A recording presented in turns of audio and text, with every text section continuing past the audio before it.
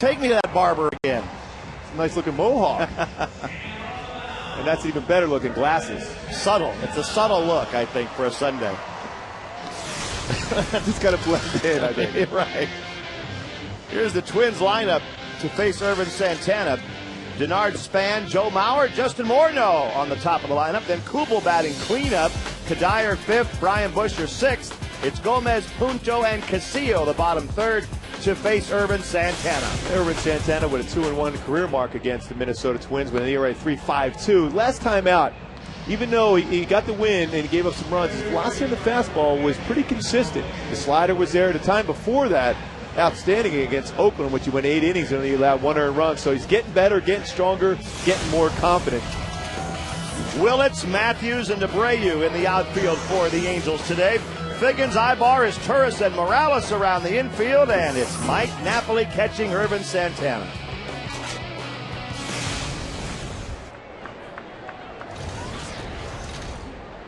Denard Span stepping in to start the game.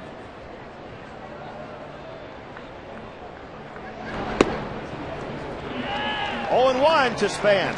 Boy, Meister Stories at second base. Plays such a solid second base, turns a great double play, making the routine plays, covers a lot of ground, which gives the confidence of the pitcher to work down in the strike zone. 1 ball, 1 strike to the Twins leadoff man. Span hitting .282.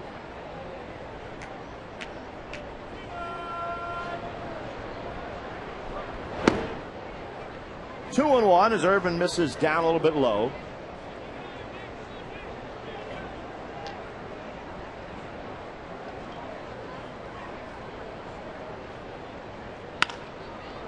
Two balls, 2 strikes. You see that velocity already in the game. Usually, power pitcher takes an inning or two before to get the good velocity. But 93-mile-an-hour fastball from Ervin. Key is for him tempo, good rhythm. Don't take a lot of time in between pitches. Grab that baseball and challenge the hitters. He's a fast worker when he's going right, and then really slows it down. It's a tip-off a lot of times with Ervin, who slows things down when he doesn't feel comfortable. That's the thing. A lot of times the pitcher thinking too much, and you can see him. He has a mouth guard in there. But the third start now for Ervin Santana using that mouth guard. 3-2 pitch is grounded right back to Santana. 1 out. Well, Roger Clemens used to use that a lot too. Why? Part of it is to keep the focus because you don't think about other things. You just have it in your mouth. You're grinding your teeth, more aggressive nature. You look tougher. And I think that's a good thing for Ervin Santana, just to look tougher, be aggressive. Whatever it takes to be able to get in that position, that's the thing to do for Ervin Santana because his stuff is certainly there. Joe Mauer hitting .366. 7 hits in this series. He has 17 home runs, 53 runs batted in. With the series he's had, it's kind of hard to imagine the Twins haven't won a game.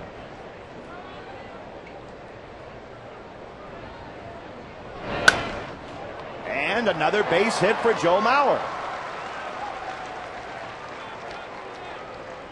He can pull it out of the ballpark, and he can go the other way and get a base hit. Well, that makes it difficult for your pitcher going against a hitter like this. This is a perfect pitch. It's to the outside part of the plate, at the knees, and he still hits the ball hard past Eric Ibar in there to left field for a base hit. So difficult. You see how far away this ball is right on the outside part of the plate. He's able to still square it up and hit it hard to left field. I mean, what do? You try to sneak a fastball in, and he turns on it. You throw something slow. I think the key is slow and slower against Joe Mauer to be able to get him out. A slow curveball and a changeup. Justin Morneau takes ball 1 from Santana. Morneau's numbers are very solid, but as usual, not really tearing the Angels up. Just 2 for 12 in this series. 2-0 to Justin Morneau. A player this good, and that's a pretty good sampling of games now, to be hitting only .199. The Angels are doing something right against this guy. And also, it plays into a batter's head that the teams are making good pitches against you. Well, there's a drive into right field. That ball is pretty well hit into right center field by Justin Morneau. And all of a sudden, his Angel numbers are better. 2-0 Twins in the first inning.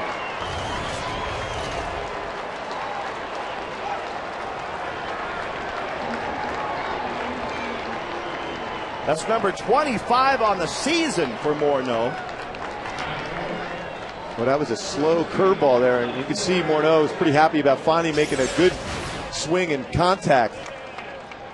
Make a pitch out over the plate. We got the good back leg turn. And in the daytime here, the ball's going to carry that much better. Jason Kubel, the cleanup hitter. Mauer and Morneau do it again. Base hit, home run. The Twins are up 2-0. Well, the Angels are going to be forcing that comeback baseball again. 32 times. Wow. Come back for victories. So you're going to have to do it again. That first inning, it seems to be the big issue for the starters at times for the Angels.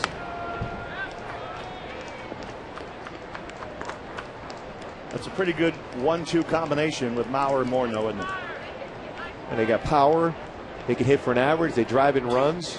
So difficult to be able to pitch against. So you want to throw inside, but if you make that mistake, that's when you hit it out.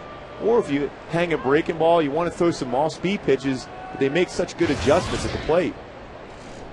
And this guy isn't bad either.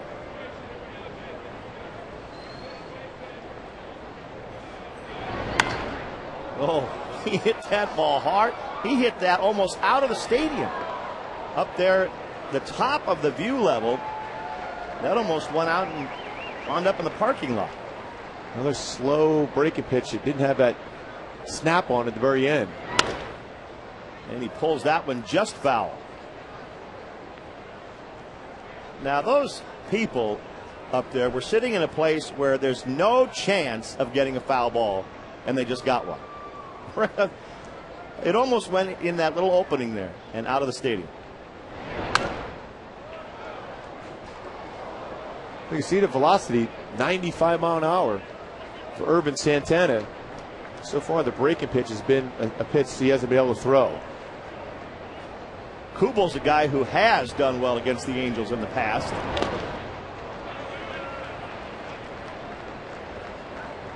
But he's just having a good overall year, too. 315, 18 home runs, 58 runs batted in for the young outfielder from Palmdale. He's healthy this year. Yeah. Health has been an issue for him, staying in the lineup.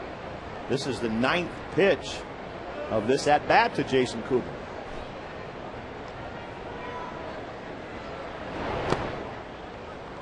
2-2.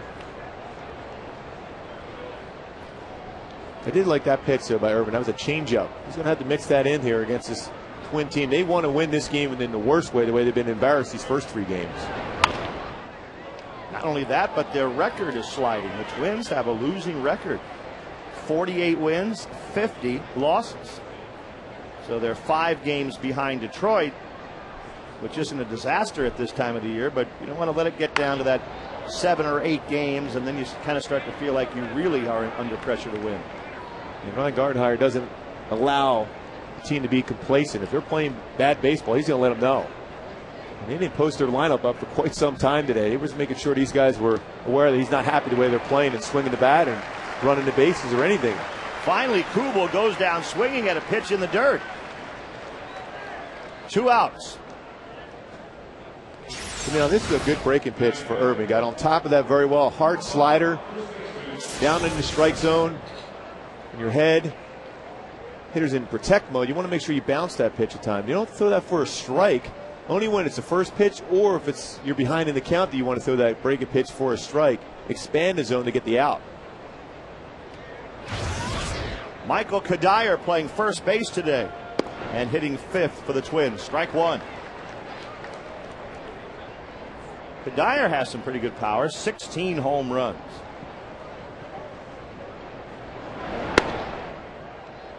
The Twins, not normally thought of as a power hitting team, but when you go Mauer, Morneau, Kubel, Cuddyer, you're looking at 17, 25, 18, and 16 home runs. 1-2.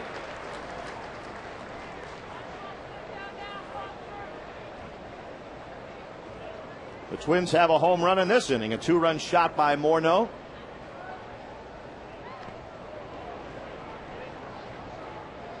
2 balls, 2 strikes to Cuddyer, and Ervin Santana working hard in the sun in this first inning. This will be the 28th pitch of this inning for Ervin.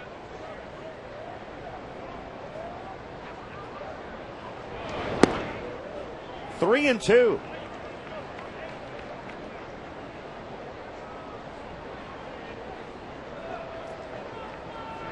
Mike Butcher keeping a close eye on Santana as he labors through this first inning. And strikes out Cuddyer with a good breaking ball. So Ervin gets 2 strikeouts, but the Twins get 2 runs.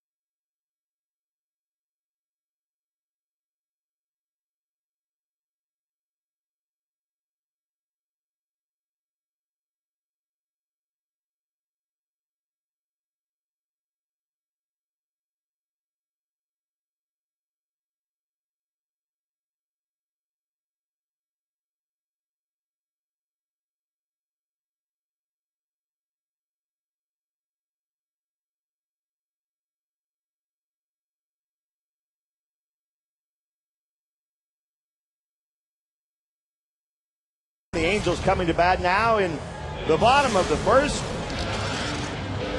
Figgins is Turris and DeBrayu up on top. Kendry's in the cleanup spot. Then Napoli and Ibar, followed by Howie Kendrick, Gary Matthews, and Reggie Willits to face Anthony Swarzak. Swarzak's got a pretty good fastball, but sinking action on it. 87 to 93. He's got a pretty good curveball and a changeup. So he's a guy who relies a lot on that movement. He wants to work down in the strike zone. It's going to be up to the hitters to be able to try to get him up higher in the zone and drive that ball in the air today and get that carry in the daylight. He has Kubel, Gomez, and Span in the outfield with Busher, Punto, Casilla, and Cuddyer around the infield. Joe Mauer catching Anthony Swarzak. With Swarzak with his ground ball capabilities, Casilla is going to be very important for him to be able to try to slow down this potent offense of the Angels. To look for some ground balls, and Casilla is going to have to make those plays for the Twins. The first pitch to Sean Figgins misses for ball 1. Swarzak's just 23 years old, but one of the things the Twins like about him, Gooby, is they say he has a pretty good head for the game. Pitches more like a veteran than a young guy. Just looking early on in his mechanics, he's pretty balanced over that pitching rubber, which is the important thing, although most Twins pitchers are jumping ahead early in the count, but he's behind already against Sean Figgins, which you want to force Sean to swing his way on the way he's stealing bases with 31 on the season. And now it's 3-0 to Figgy. What do you want to do? A good balance over that front leg. Pretty good fielding positions for him also, but so far early on, not hitting his spots. And walks Figgins on 4 straight. That has to be the last thing he wanted to do. They give him a couple of runs. He comes right out and walks Figgins on 4 pitches. Gardenhire's certainly not going to be happy to see that, especially the way this offense has responded for the Angels in this series against his club. You want to give them extra base runs. You want to make them swing their way on the bases, not walking them. Meiser is Turris up there now, hitting .311. 4 home runs, including 1 yesterday.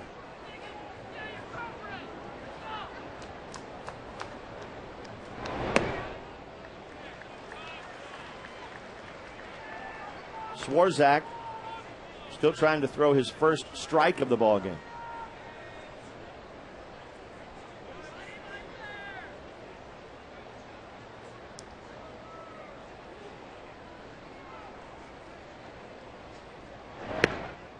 And there it is. And here's Meister's shot from yesterday's game. Well, that's a good compact swing from Meister Historis. Again, daytime, ball carries that much better. Pitch was supposed to be in the outside part of the plate, ended up being right down the middle.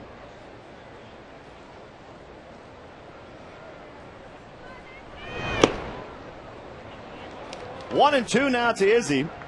Bobby Abreu on deck.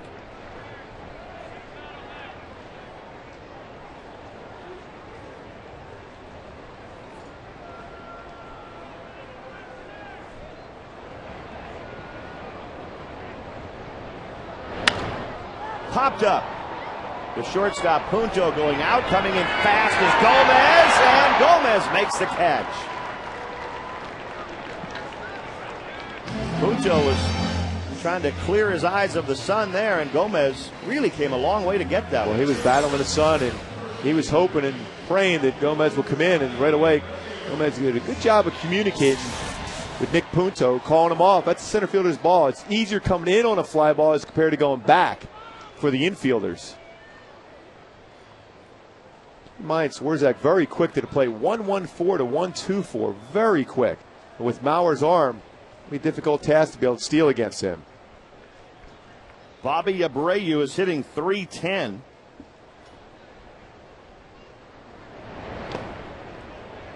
And he hasn't shown a move over, really a quick move over to first base. So as a base runner, you're trying to get out there, get a feel for what kind of a move does he have. You can see he's quick to the plate. Key is that move. Has these quick feet over to first base, or is he going to take his time? At some point he'll show that good move.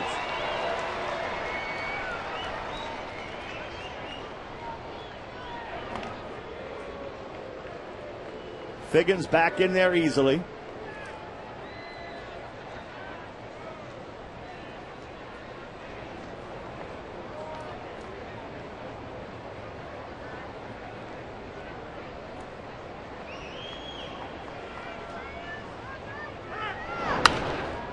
In the air, foul off from the third base side. 1 ball, 1 strike to Bobby Abreu. So many of the Angels' numbers just off the charts in the month of July. And for the first time this year, the Angels are 20 games over 500. 58 and 38.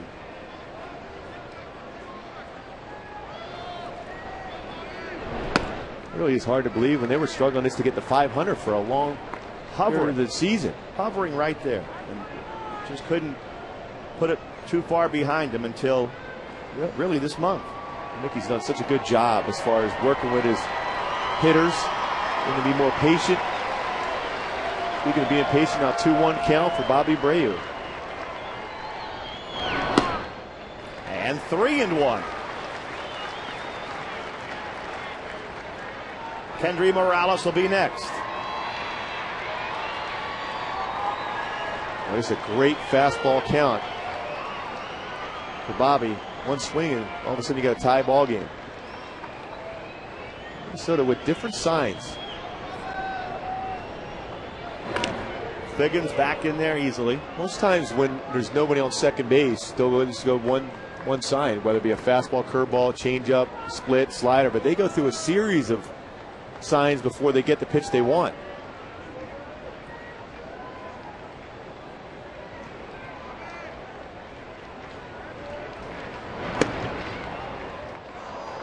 Just caught the corner with that one. 3-2. And this might be a time when Figgy will take off. Full count here, 1 out.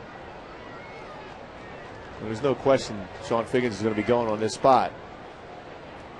Angel away that 3-2 count with 1 out. Even no outs they go.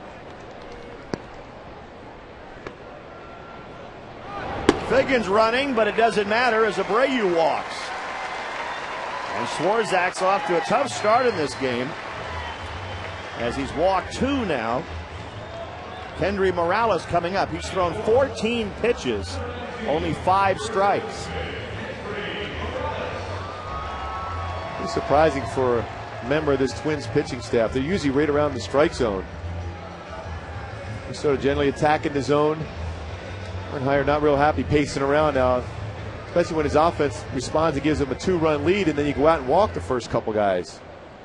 You talk about the numbers that have just been jumping off the page at you for the Angels lately. In this series against Minnesota, with runners in scoring position, they're hitting .424.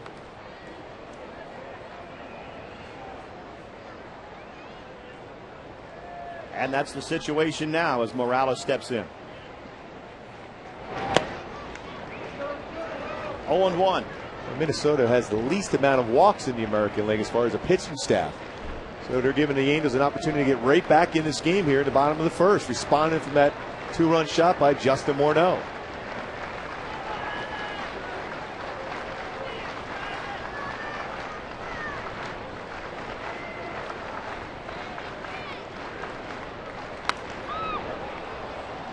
One and one to Kendry.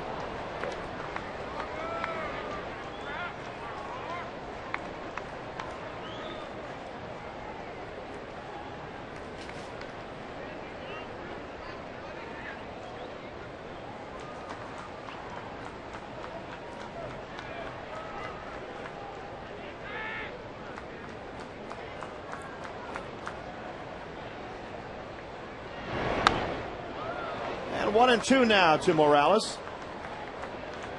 Boy, 0-2 pitch. Very hittable 0-2 pitch. Where's that going? Back to the back of the mound and trying to regroup. You don't want to make that kind of mistake when you work that hard to get ahead of a count like this. Got away with the pitch.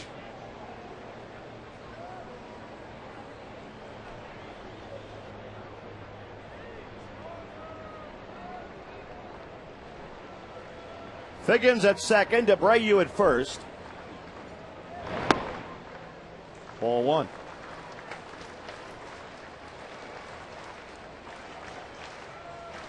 Anthony Swarzak, last time out, pitched well. He did not get a decision in that game, but pitched well against Oakland.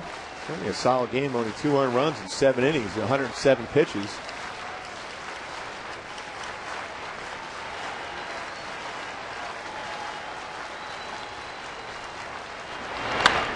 In the air to left field. Kubel is right there. Figgins goes back to second, but will not be able to tag up and go to third. 2 outs in the Angels' first, with Mike Napoli stepping in.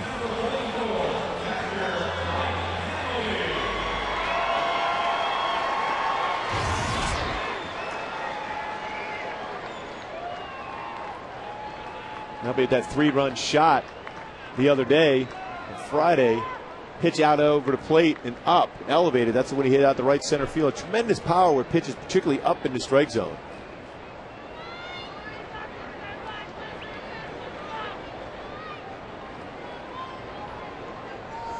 Two out, 2 on.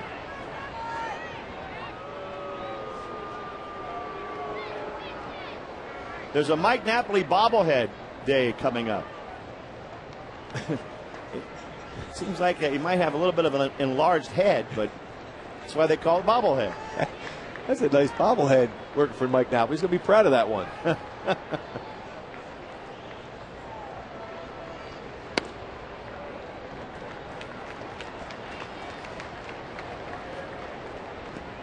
And look at this Angel offense. Their batting average is a team 287. The closest team to the Yankees at 275. That's 12 points higher.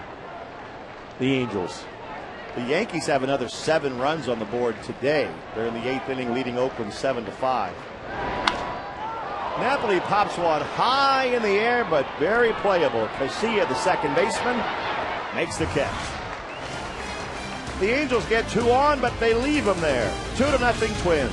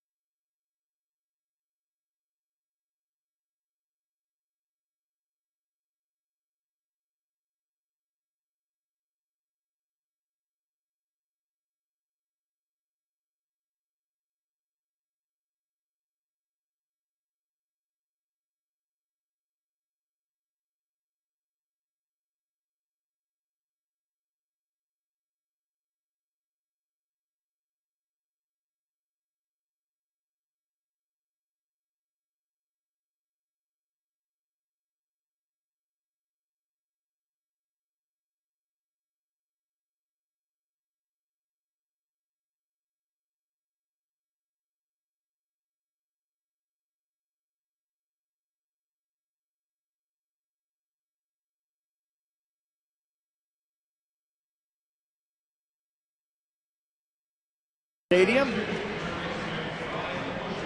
A nice warm Sunday afternoon. And a good Sunday crowd here at the Big A. Cleveland Indians are coming in next. And there are tickets available for those games tomorrow night, Tuesday, and Wednesday afternoon. The Angels and the Indians. Brian Busher takes strike one, leading off the second for the Twins. 29 pitches there in that first inning for Ervin Santana. He's a quick inning.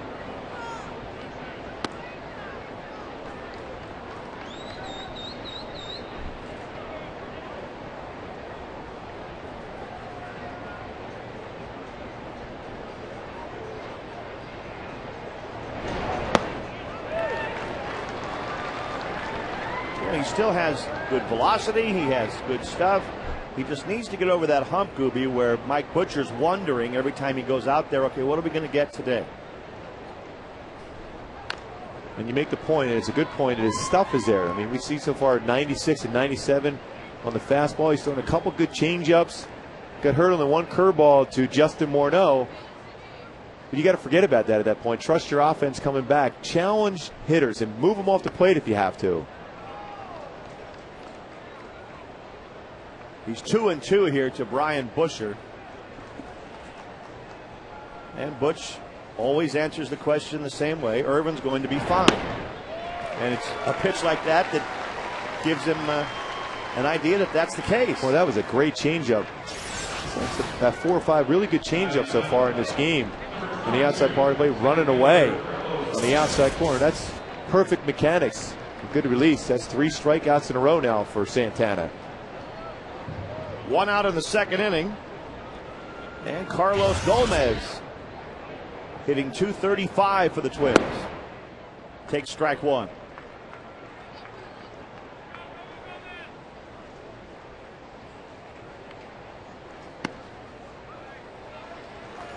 Oh, and 2.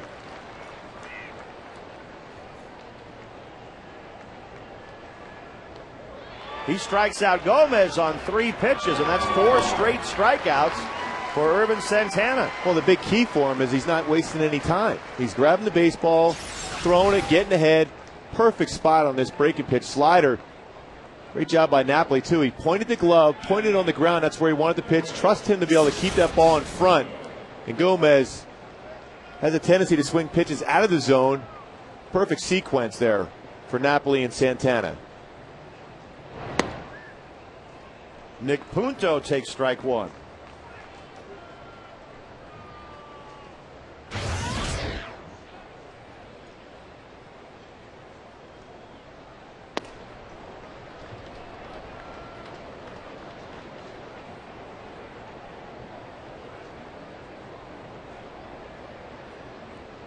One and one to Punto, a graduate of Trabuco Hills High School, and then he went on to Saddleback Community College. Nick Punto, very versatile infielder, 31 years old now, and he grounds one to the first baseman. Kendry Morales takes it himself. Santana has a 1-2-3 second.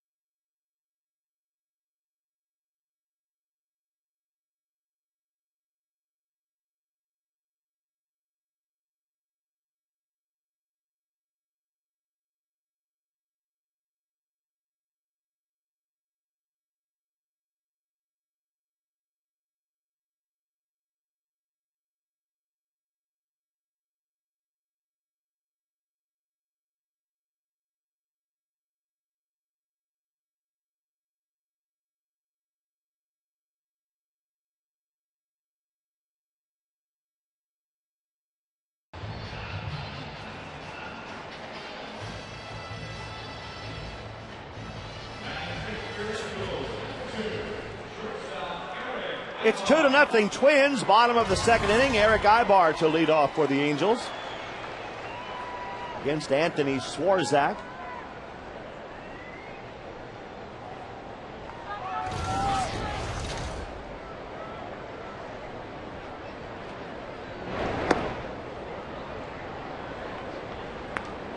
Texas Rangers, who start the day 4.5 games behind the Angels, they're in a scoreless tie with Kansas City in the 7th inning today. And the Rangers worrying about the Angels, but also worrying about catching the swine flu. It's amazing they have a lot of players with flu-like symptoms, and Vicente Padilla's already confirmed that he does have the virus.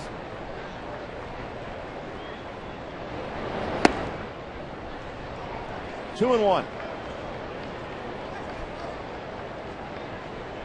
That is pretty scary when you think about it. I mean, you're dealing with that heat as it is down in Texas, then not feeling strong, and be tough. But I'll tell you what, they've been pitching so well. It's been pretty much every game they're in. It's just their offense hasn't been as consistent as we've seen in the past. 2-2 to Ibar. The Twins go home after this series. They play the White Sox. And after the Sox clear out, the Angels will be in. So next weekend, the Angels and Twins will hook up again, only it'll be at the Dome, where they are a lot better. Minnesota is 8 games over 500 at home, 10 games under on the road. Line drive caught at first base by Kadire. Fans, once again, the Angels will turn the clocks back to the 80s for Retro Night this Tuesday. All fans in attendance will receive a free Bobby Grich 1980s jersey T-shirt. There it is, courtesy of Home Depot. Then here's the great part about it. After the game, you wear your Grich shirt to your local Home Depot and win a prize. It's as simple as it gets. It's unbelievable. You win a prize. You come in, you win. It's unreal. You can get your tickets at angelsbaseball.com for Tuesday's game. Well, you'll be rocking out to some Poison, won't you? Well, the more shirts I take home, the more prizes I win. Yep. That's the way it'll go that day. Little warrant, little Poison. Come on in, Rory. Here's a shovel. Thank you.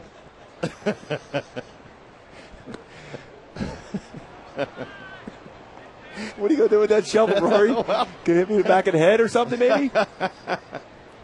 Never know when that'll come in handy.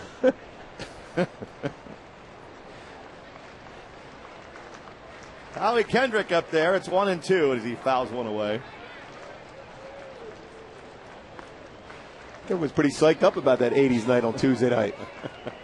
Yes. Maybe you can come dressed as Cyndi Lauper, Rory. You know, I hadn't thought of that, but it's not a bad idea. Howie Kendrick goes down swinging. At least I know one person would enjoy it. You. I'd be going right there, Rory. I'd take a vacation day. You dressed up as Cyndi Lauper. Run on the field. Hi, Mark. Oh, that would be priceless. Want to have some fun?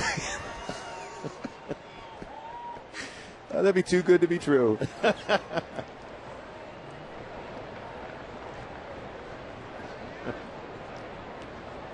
Two outs and Gary Matthews at the plate for the Angels.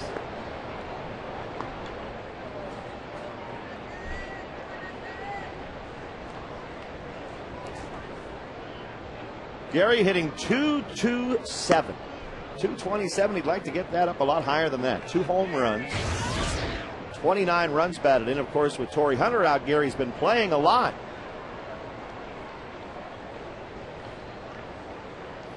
Much more comfortable and effective from this side of the plate. Good fastball on the inside corner. That's that two-seam fastball. Starts off the inside part of the plate, but then catches the corner with that movement. That's a dangerous pitch, though. If you throw that pitch again and it runs out of the middle part of the plate, that's a pitch that's hit out of the yard. 1 ball, 2 strikes to Gary.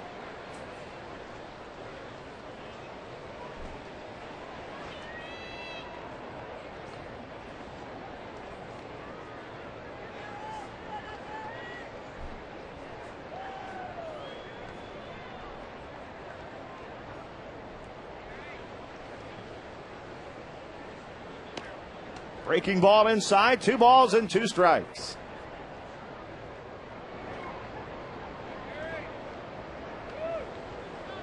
Two to nothing Twins in the second.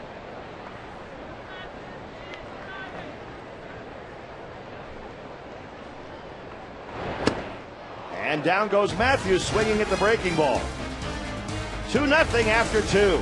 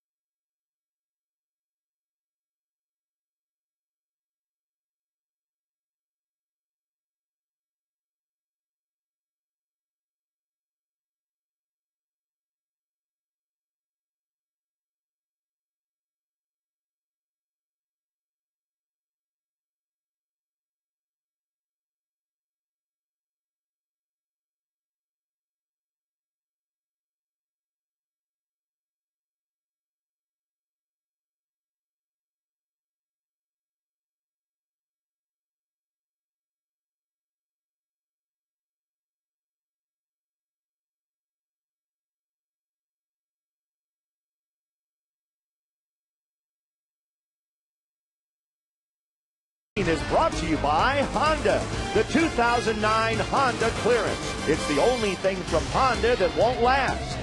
And by Carl's Jr., the teriyaki $6 burger with grilled pineapple. Back at Carl's Jr. And we go to the 3rd inning.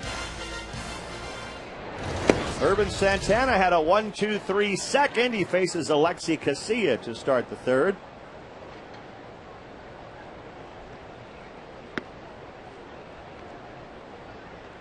When you're around a ball club every day, there really is a different feeling once you get past the All-Star break into late July and August. Casilla hits one well. Right center field, Gary Matthews runs it down. But, I mean, it's almost night and day from what it's like to be around in May to what it's like to be around now. Well, most hitters got their swing down. The pitchers, have a pretty good idea. They're stretched out. They can throw 100, 125 pitches depending on what the manager allows them to do. And, of course, the manager knows what kind of a team he's going to be able to throw out there each and every day, particularly if you're healthy. Obviously, Mike Scioscia's had to deal with some health issues throughout the season. But you also know what kind of a team you have at this point, what you need to do to win ball games, what day you need to do to rest some of your key players. There's a strike into Denard Span. Won't be long before Vlad gets back in there. He's such an important part of that offense. It's going to be the DH the rest of the year when he gets back in there. They need that power. Speaking of power, Juan Rivera. But the way they've been scoring runs, the luxury to allow these guys to get fully healed is so important for them. And Torrey, the same thing. These guys want to get out and play. The guys who have been filling in for them have done a tremendous job. I know Torrey would love to play in that series next weekend in Minnesota. We'll see if he's ready to go by then. But you want to make sure when you get back out there to play that you're going to be in that lineup every day the rest of the season.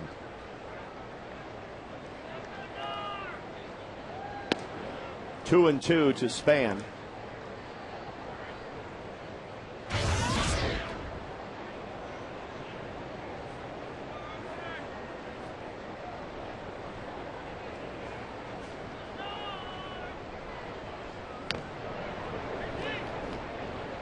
Span tapped one back to Santana his first time up.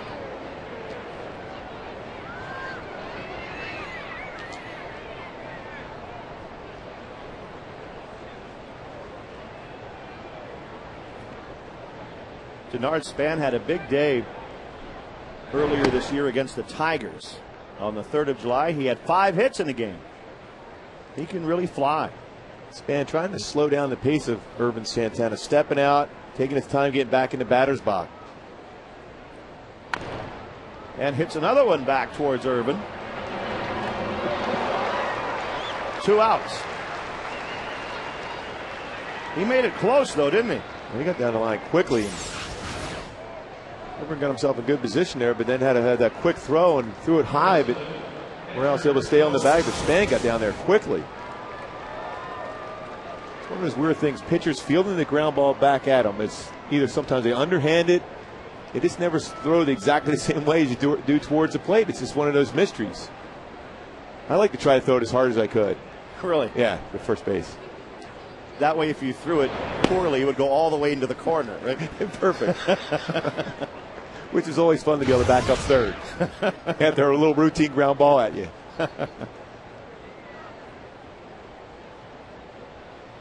0-1 to Joe Mauer.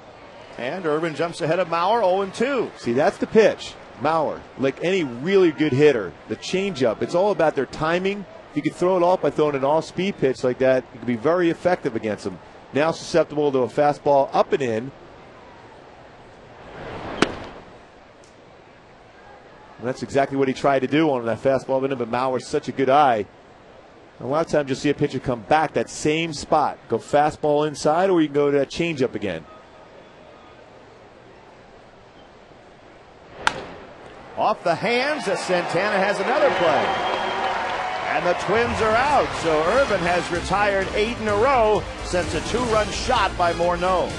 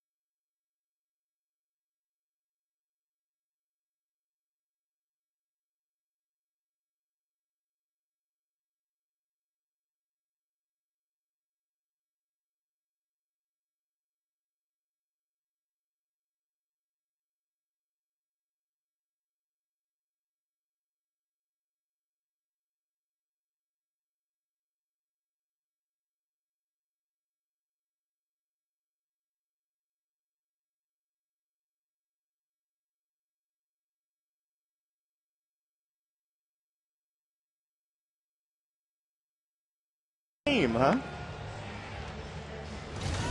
Definitely having a good time at the ballpark. Decided to wear a bonnet today, I see.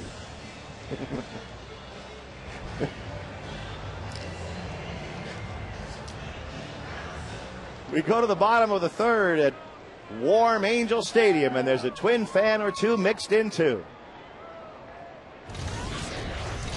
Reggie Willits leads off for the Angels.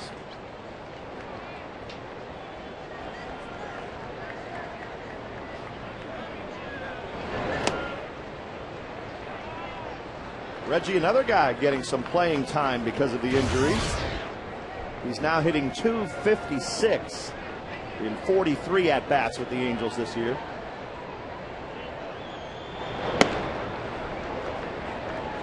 One ball, one strike.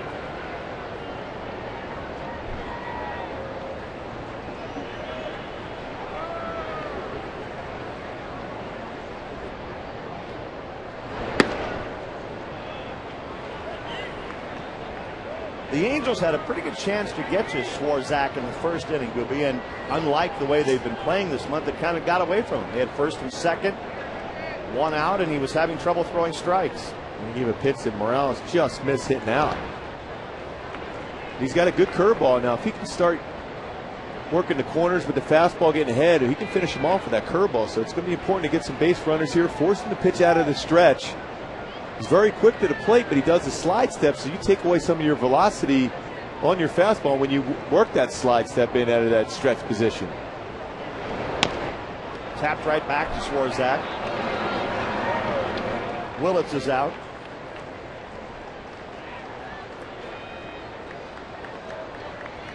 Good crowd on a Sunday afternoon here at the Big A. The Angels have been playing so well.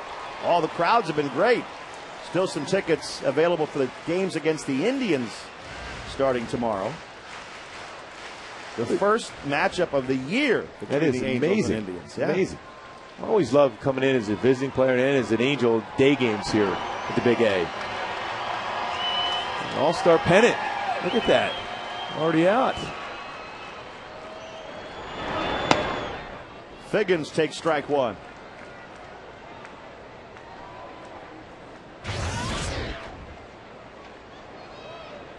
Figgins walked back in that first inning on 4 pitches.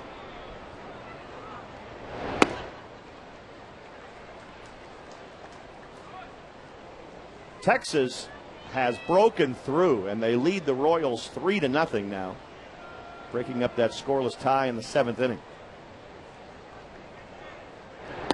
Well, how bad did the Royals want to win that game yesterday? They had Sorio in there for 6 outs, their Right. closer, to get that save. Well, that was definitely a case where a team felt like they had to win a game.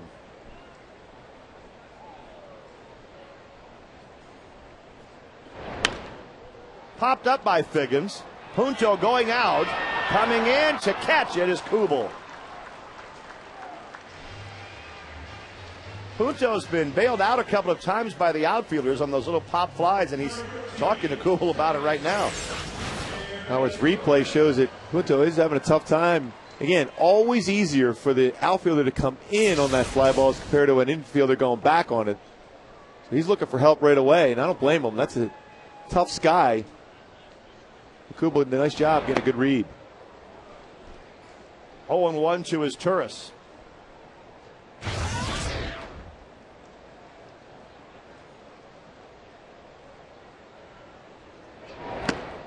Just a couple of other scores for you. The Yankees won and the Red Sox lost today. 7-5 Yankees over Oakland. Boston lost at Fenway to Baltimore, 6-2. So the Yankees are 2.5 up in the East. The Red Sox at the All-Star break were up by 3 games. After the Yankees had their extreme problems with the Angels here at the Big A when they got swept. That win for the Yankees today is their 60th. The Angels have 58 at the moment. Pop foul by his Turris. Take a look at the Carl's Jr. list of the teams with the best records in all of baseball. The Dodgers have won 62, the Yanks 60, the Angels 58, and the Red Sox 57. Amazing that the Angels are in that top 3 for best records. And the next, if you went one more down in the American League, you would have Texas. I mean, you look at the New York Mets. You know, Carlos Beltran, Carlos Delgado, and Jose Reyes being out. And they're falling apart. Now, the Angels don't have Vlad Guerrero, Torrey Hunter, and Juan Rivera here for a period of time, and yet they're 20 games over 500. That speaks volumes of depth of an organization. Yeah, that's a good comparison. 20 games over 500 compared to the Mets, 6 games under. His Turris is out on the ground ball. After 3 innings, 2-0 Twins.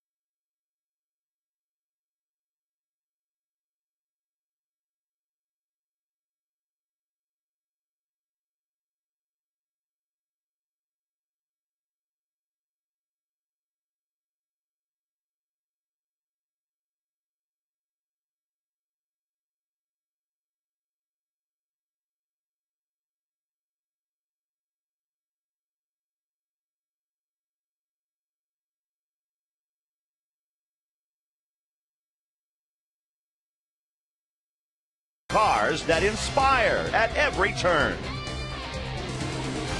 And we go to the 4th inning at the Big A. The Angels trailing the Twins after a 2-run home run in the 1st inning by this guy, Justin Morneau.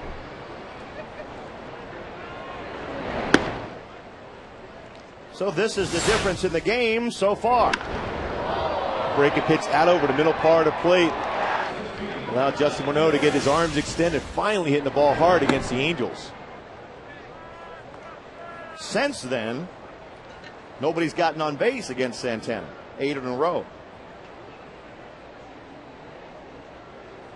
There's another shot by Morneau, but it hooks foul down by that foul pole. Well, he has some great power numbers.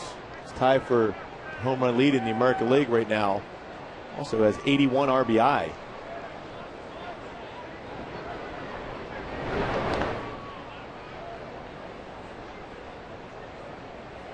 It was just about a week ago or so he hit his 6th career grand slam home run. Got that against Oakland. We had 7 RBI in that game, and they actually lost that game. I can see that too often where a batter on your team has 7 RBIs and your team loses. No.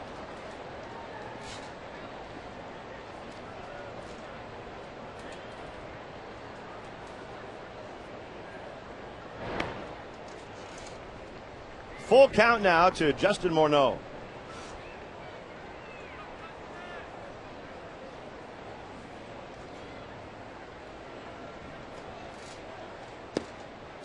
And Santana lost him. That was a pretty good pitch. Mike Scioscia thought the same thing. That was a fastball right on the outside corner.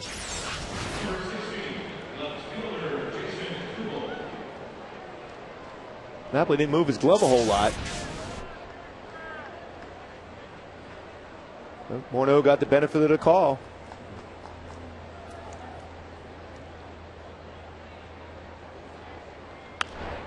Kubel pops one up foul behind the plate. Figgins is coming down the line to get it. One of those pop-ups too. That's another, just like an outfielder calling off an infielder. The infielder has a better chance. The catching position, you get out of the squatting position trying to catch the ball, and then all of a sudden the pop-up up, you can't read it. You're looking for your infielder to help you out. And Sean Figgins helped out Mike Napoli there. You can see Sean Figgins looking up how hard it is to be able to pick up that baseball in this bright sky today. Michael Cuddyer at the plate.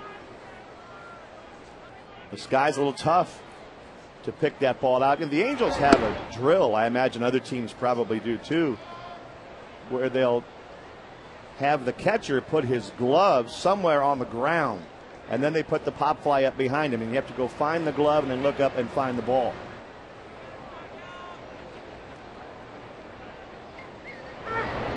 It's a great exercise too. I played with a couple catchers in my career where anytime the ball was popped up, they immediately would look like they had no idea where it went because they didn't want anything to do with it. Trust me, as a pitcher, you're running. You love to be able to participate in a play because they always call you off as a pitcher, saying we're the non-athlete. Right. So it was fun coming in there on occasion, but most times that first baseman or third baseman will call you off. Cuddyer fouls one away.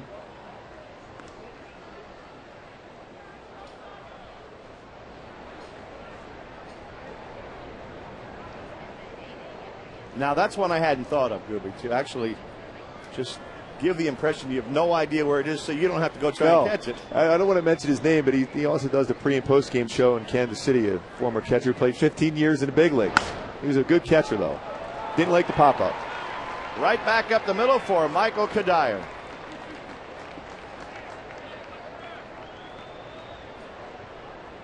And the Twins now have runners at first and second with one out. Brian Busher coming up.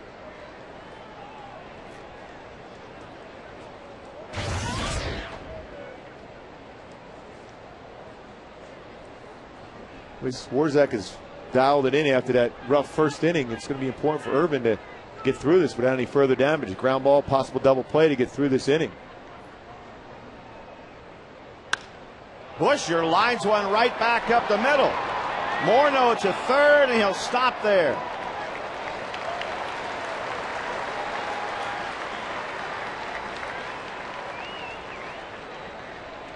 But the Twins have the bases loaded now on a walk and 2 singles with only 1 out. That gets Butcher out of the dugout.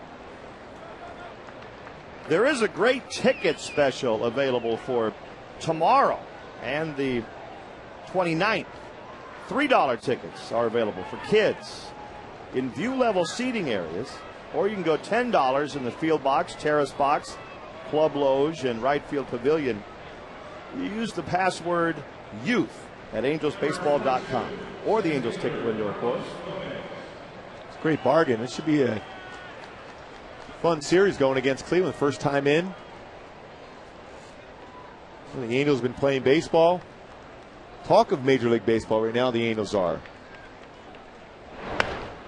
Right back to Santana. He knocks it down and gets the out at the plate. Pretty good presence of mind by Irvin after he did not field it cleanly to get it home for an out. Well, that's part of the thing. When Mike Butcher went out there to say, hey, when the ball comes back at you, you're going home to first. Knocks it down, didn't panic. You want to get that key out. That ball was hit off the end of the bat, so it had spin on it. Still made the play. That's the key one. The out there. You'd love to get a double play, but the big thing was getting that out at home, and that's what Mike Butcher went out to tell him. Now 2 outs, bases loaded, and Nick Punto at the plate for the Twins.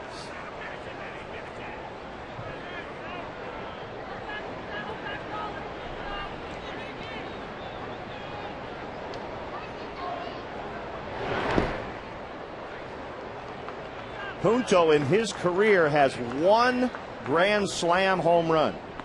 And he's up there right now with Kadire at third, Busher at second, and Gomez at first.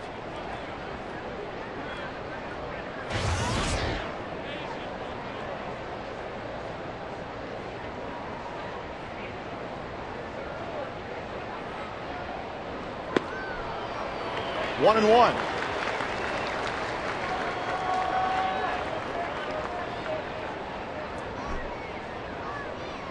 A big moment in the game for Ervin Santana, already down 2-0 in the 4th inning.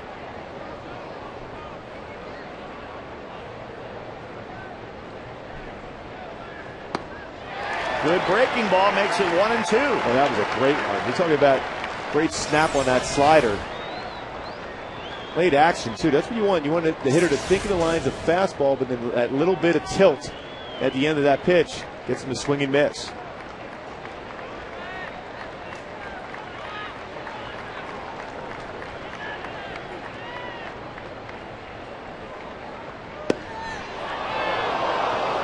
Two balls, 2 strikes.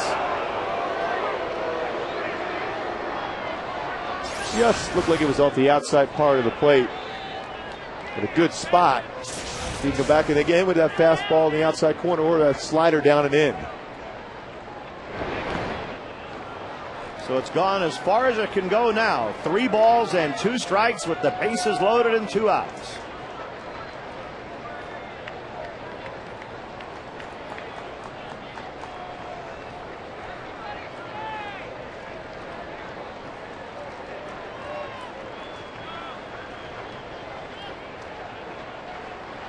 This is the 4th full count Santana has had today. And he almost got him right there. Well, I like that pitch, too, throwing a 3-2 slider with the bases loaded. You could see by Punto's swing that he was in protect mode. Wasn't expecting that slider. Boy. Just got out of the glove of Mike Napoli. Almost caught it. Almost had it. Most time you think you're always going to throw a 3-2 fastball in that spot, but if you can throw your slider or all-speed pitch for a strike, it's a perfect pitch in this spot.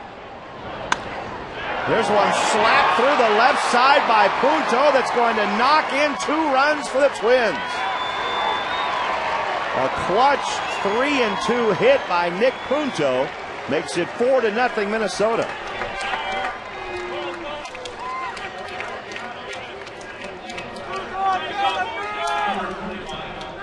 He came so close, Gooby, to striking him out, and then this. See that? He's did a nice job, Punto, protecting against that slider the pitch before. Then gets a fastball there over the plate, and level swing, hits the ball in left field for a base hit.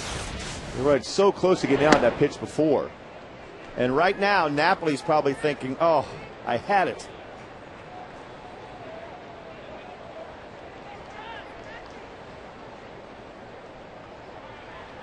Alexi Casilla at the plate for the Twins.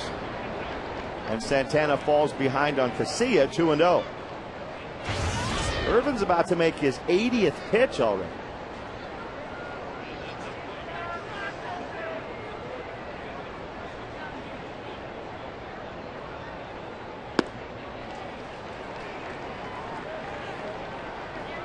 He gives up the big hit, and then the next batter, the number 9 hitter in the order, he's 3-0, Gooby. Well, you can see that the tempo is slowed down.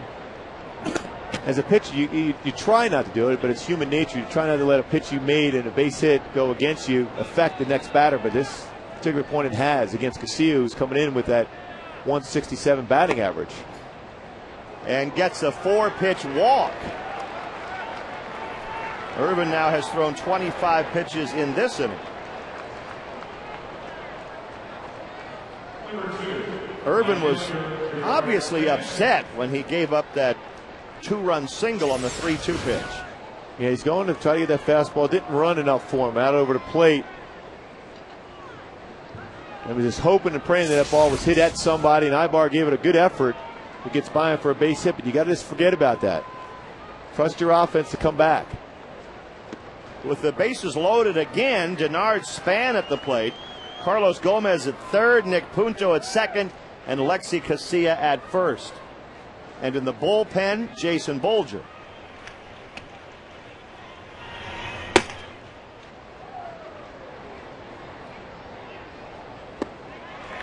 Oh, 2 to Span. And we're at a spot right now, Gooby, where Santana's probably fighting for his position in this game. Especially when you look on deck, you got Joe Mauer. So this is a spot where you have to get Span out here. The Angels have shown they've been able to come back from a 4-run deficit very effectively, but you don't want to fall any further behind. Santana's ahead, 0-2.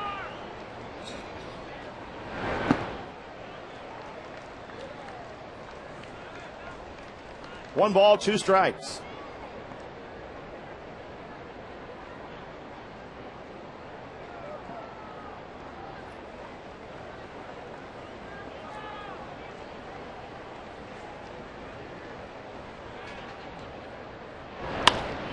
A soft pop fly behind shortstop and in for a base hit. 2 more runs score, and the Twins lead it 6-0 on a couple of 2-out bases loaded singles.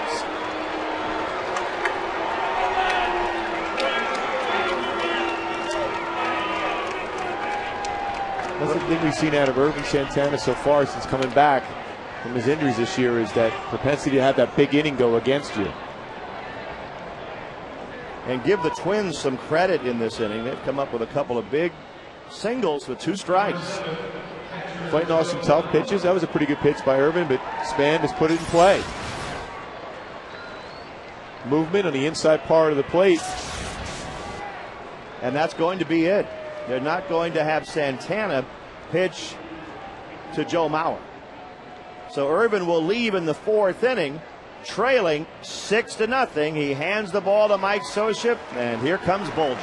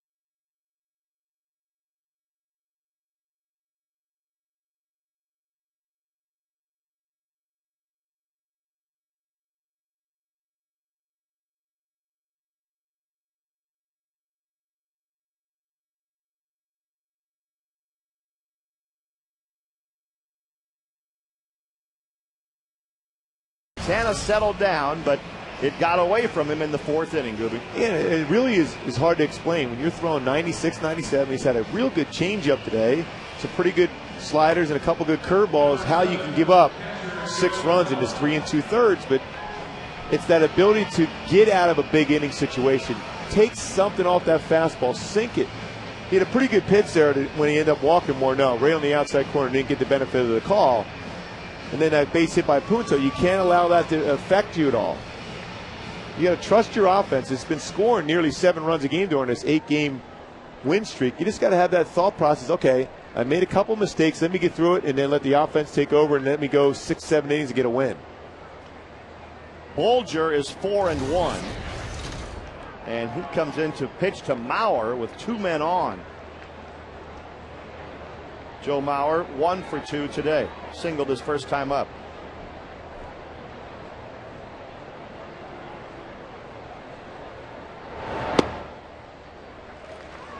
Oh, 0-1 to Mauer. A .367 hitter. So this is not an easy spot Bolger inherits.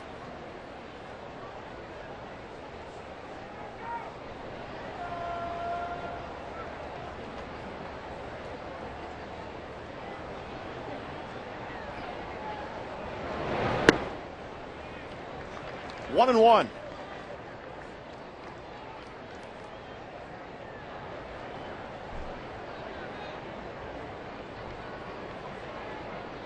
Two on, 2 out in what has been a 4-run fourth for the Twins.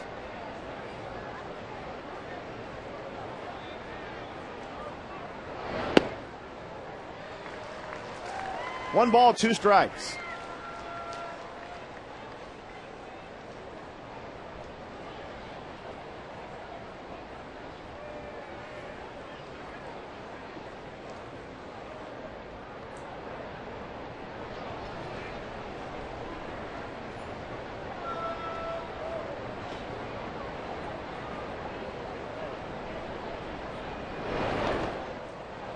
That one was way out in front of the plate, and it's 2-2 to Mauer.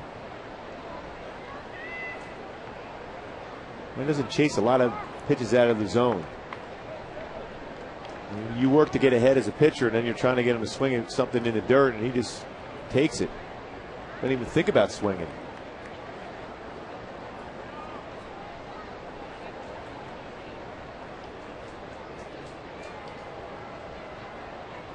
2-2 the count to Mauer.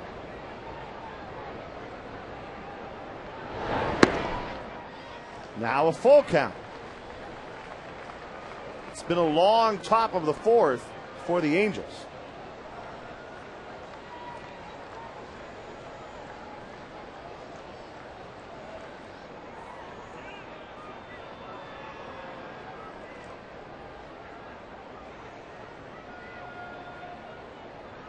Full count to Joe Mauer. Fly ball center field, shallow. Gary Matthews puts it away, and that'll do it for the Twins, who get 4 and lead by 6.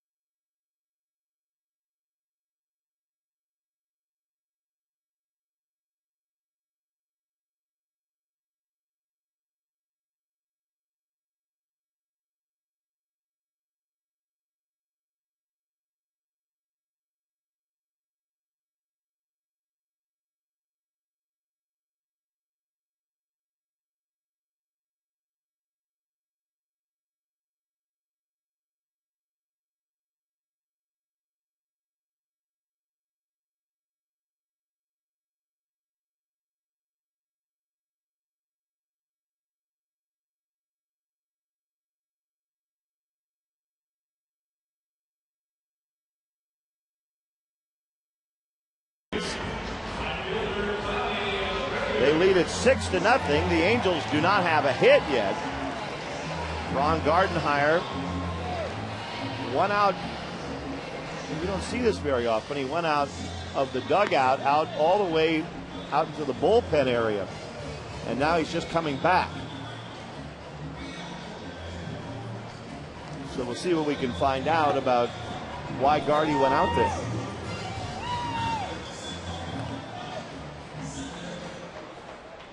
A lot of baseball left in this game. It's only the bottom of the 4th inning, and the Angels come back a number of times, 32 times as a matter of fact, which is best in baseball. And there's been at least 4 times this year a club's been down by 8 runs or more and come back. So the Angels plenty of time to get back in this game, but you got to start now against a guy who hasn't given up a hit yet to the Angels. Bobby Abreu.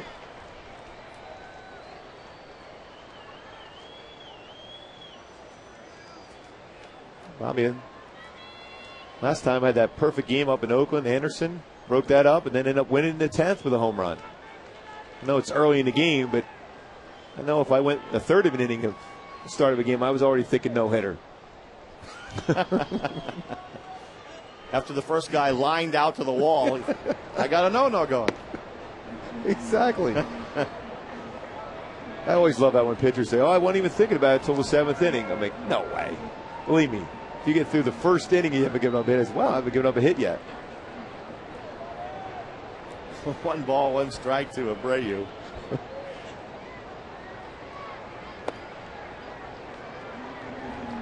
Two and 1. Boy, the numbers on Abreu. Okay, he's hitting .310, but that doesn't even begin to tell it. On base percentage, .406. Runners in scoring position, batting average, .396. He pops this one into the outfield, but it's playable. Kubel makes the catch, 1 out. He's a pro's pro, though, isn't he? 65 RBI, 20 stolen bases. Does so many things on the offensive side. We've always talked about the fact that he works the count so well and allows everybody in that bench to see what the out pitch that pitcher has on the mound, too.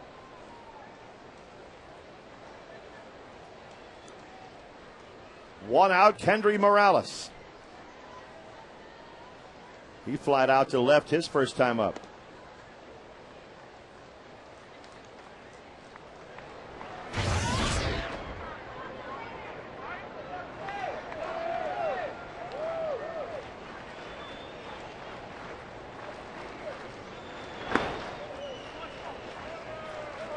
Two and 0. 6-0 lead by the Twins. 2-0 count. It's going to be a fastball here for Kendry. Gets that arms extended. Could be a 6-1 game at 1 swing.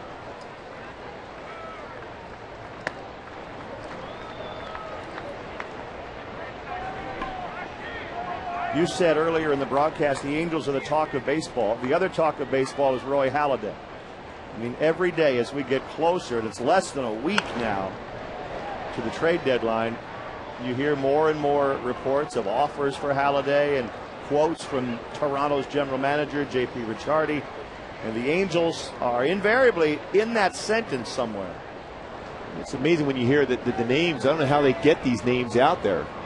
And you see, they turned down the Phillies turned down a trade for Happ, Drabek, a kid named Brown, another big prospect for Roy Halladay. They said no. They made a counter proposal. Kendry hits one hard in the left center field. Cooper's back there and cannot get it. Home run, Kendry Morales to the opposite field, and the Angels are on the board.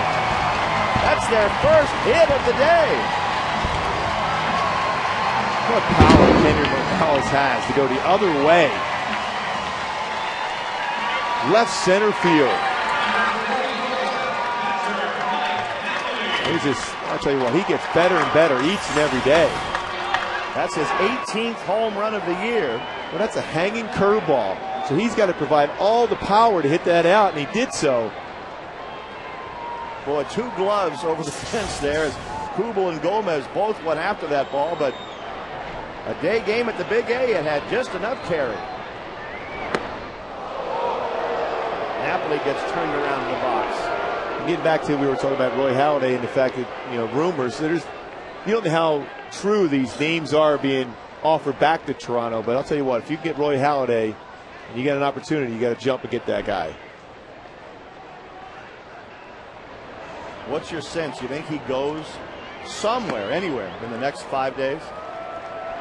I'm guessing he'll be gone if he's going to go by tomorrow. Tomorrow. It won't be that last second is before the 31st. It'll be by tomorrow. 2-0 to Napoli. And he hits a high fly ball, but playable for Jason Kubel. Just watching the way the outfielders and the infielders are playing these fly balls, it has to be a little bit of a tough sky today. No doubt. Especially when the ball hit that high, and Napoli just missed hitting that one out of the yard. You're trying to get underneath it, trying to pick it up. If you take your eye off the ball for 1 second, you're going to lose it in this sky today.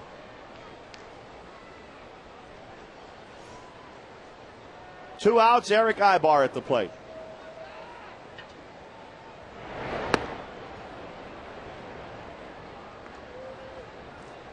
Eric lined out to first base his first time out. It is a hot day at the Big A today. He hits another one hard, but he hits that one right at the second baseman. And the Angels are done in the fourth. They do get on the board on the Kendry Morales home run. It's the Twins 6, the Angels 1. Well, that ball was centered well the other way on a curveball.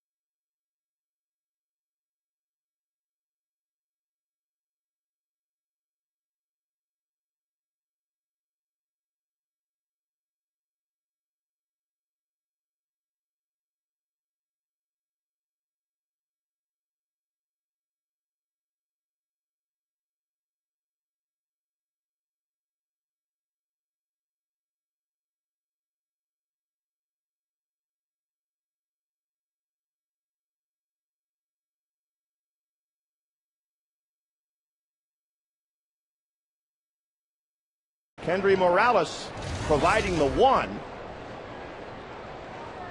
And the Twins come to bat against Jason Bolger.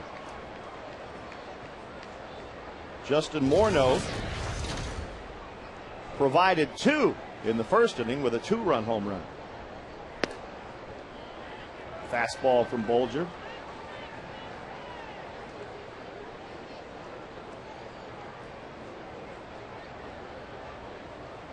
Bolger was a guy, Gooby, whose name we heard for the longest time. As Morneau pops one up, Ibar can see that sun shining off his glasses, but he catches it. And we would talk about Bolger's minor league numbers, and they were usually so good, and eventually he'd get called up, and it just wasn't the same. Now this year, it feels like he's gotten over the hump a little bit. I think so. And I asked Mike Butcher about his stuff. And he goes, he's got closer stuff. And what I mean by that, he's got a fastball that can rush in the mid-90s. He's got a great curveball, a strikeout type curveball. He's got a very good changeup. And he can even throw a slider in there. So he's got 4 quality pitches. Granted, out of the bullpen, you're only going to use 2 of them most times. The thing is, for him, it's always been giving the hitter too much credit. being aggressive, being confident. When he has that confidence on the mound, he's one of the better ones in the game out of the bullpen. Well, he's not a kid anymore. He's 30 years old.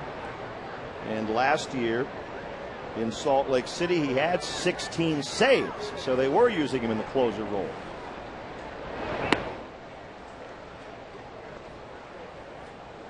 Two and one to Jason Kubel.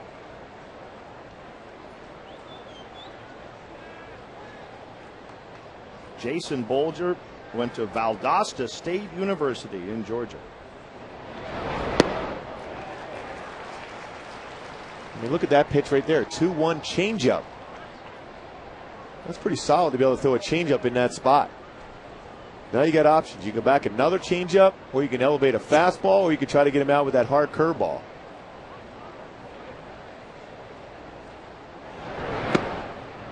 When Bolger was drafted in 2001, so was his brother Kevin, and so was his other brother Brian. It was the first time three brothers had all been selected in the same draft.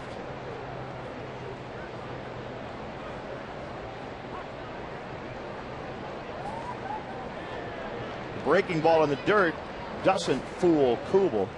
It does, however, get Napoli. That may have been a hit by pitch, or it may have been ball four. Let's see if it got him on the foot. I know it got Napoli somewhere. No, I think it just bounced past Kubel. Yeah, he overthrew that curveball there.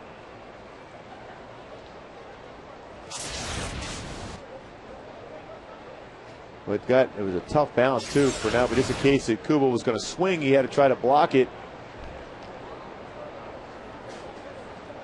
just in front of his back leg. Now he has to block that pitch, because if Kubel swings, he has to throw down to first base, so he had to shift his body over and got hit pretty hard on that curveball in the dirt. It's just a walk. Now Kadire at the plate. 1-0 to Kadire.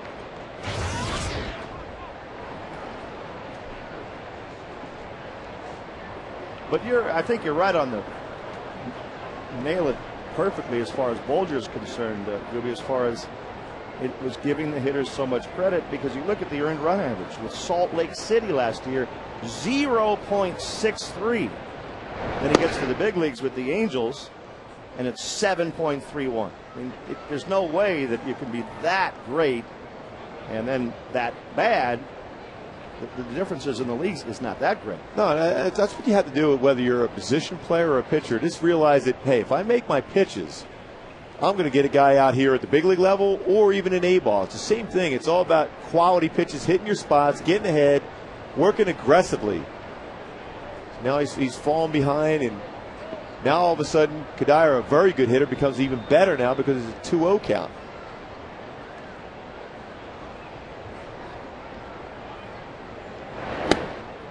And now 3-0. So Bolger faced Morneau, got him to pop up. Then on a 3-2 pitch, the curveball's in the dirt, he walks him. And now behind on Kadire, 3-0.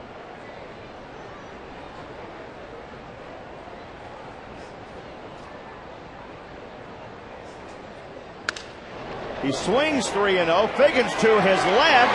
Starts the double play, and the Twins are gone in the fifth.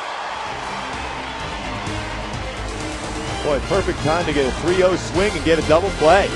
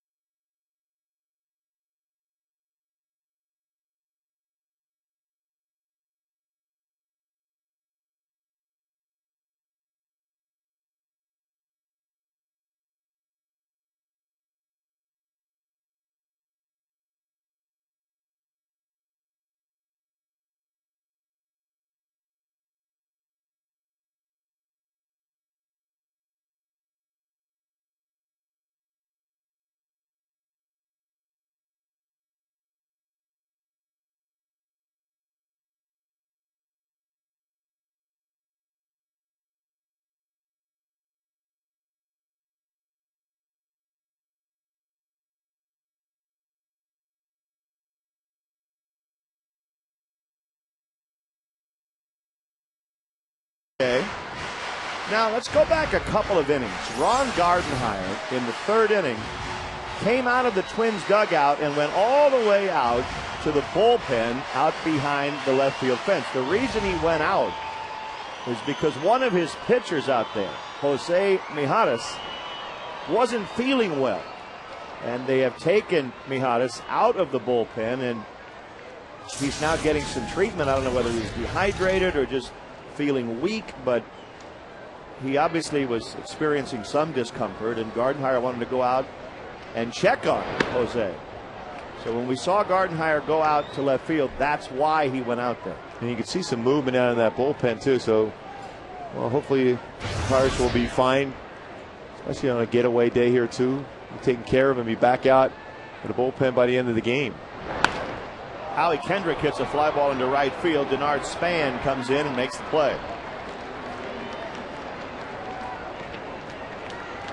One out in the bottom of the fifth.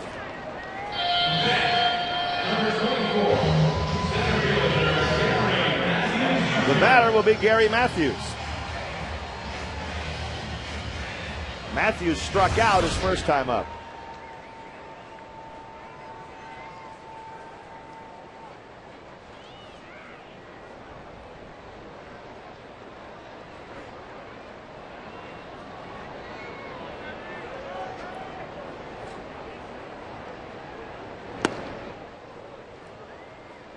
Coming into this one, the Angels had won 8 in a row.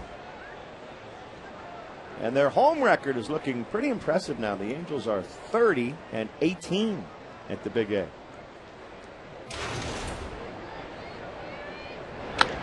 Gary lines one right to the shortstop. Punto catches it. 2 outs, and there's Mickey Hatcher. Here's our infinity fact.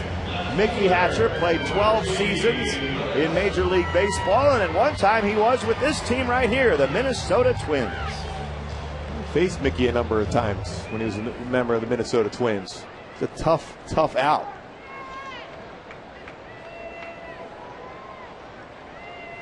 Reggie Willits up there. Strike one to Reggie.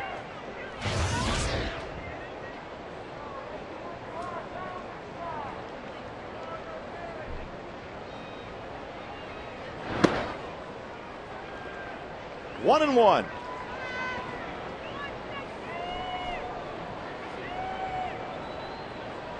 The Angels have 1 run on a home run by Kendry Morales.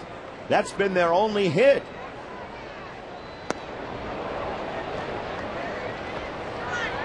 Swarzak's got a good curveball. His changeup's very good. Not overpowering with the fastball, but he's spotting it. Just 23 years old.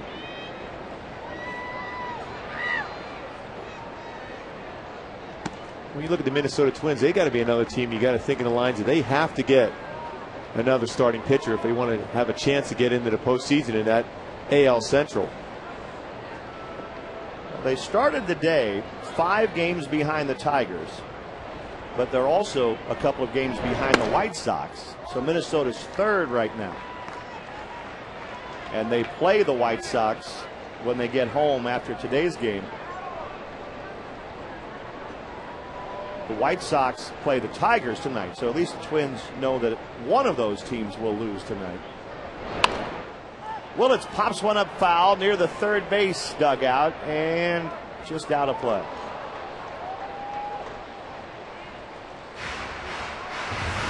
Swarzak was almost on the ropes in the first inning. He was having trouble throwing strikes. He had walked 2 of the first 3 hitters. He got out of it, and he's been very good since then.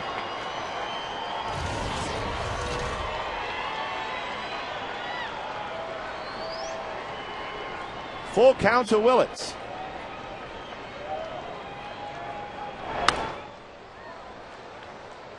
And this Minnesota team without Kevin Slowly, he might be out for the season for the Minnesota Twins. So they're looking for guys that can give them some innings. Swarzak so far today. What a nice job for Ron Gardenhire.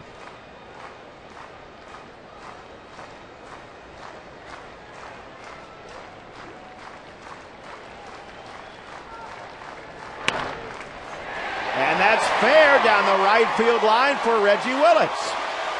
Reggie's at second base and has a double, maybe a triple.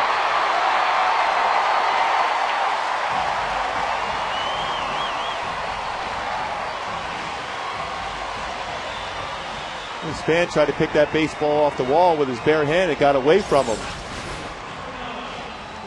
We'll wait Instead of using the glove. Yeah, and before we call it a triple, we'll make sure they don't give Span an error.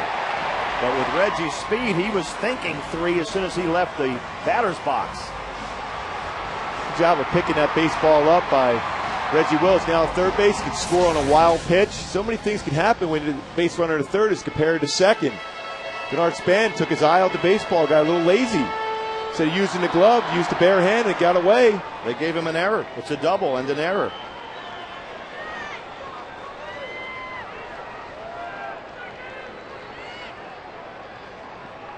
You know, Reggie Willits has only been in the starting lineup 8 times.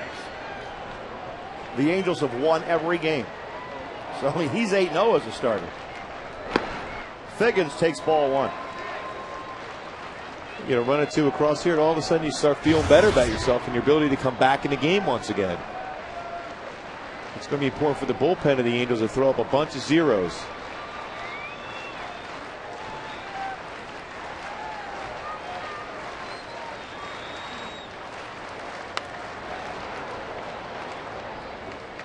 One ball, one strike to Sean Figgins.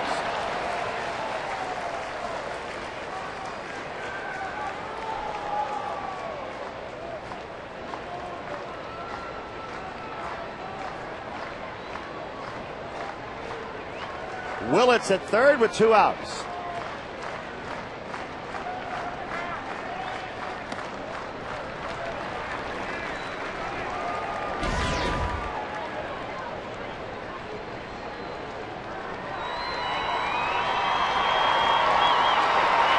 Turris would be next.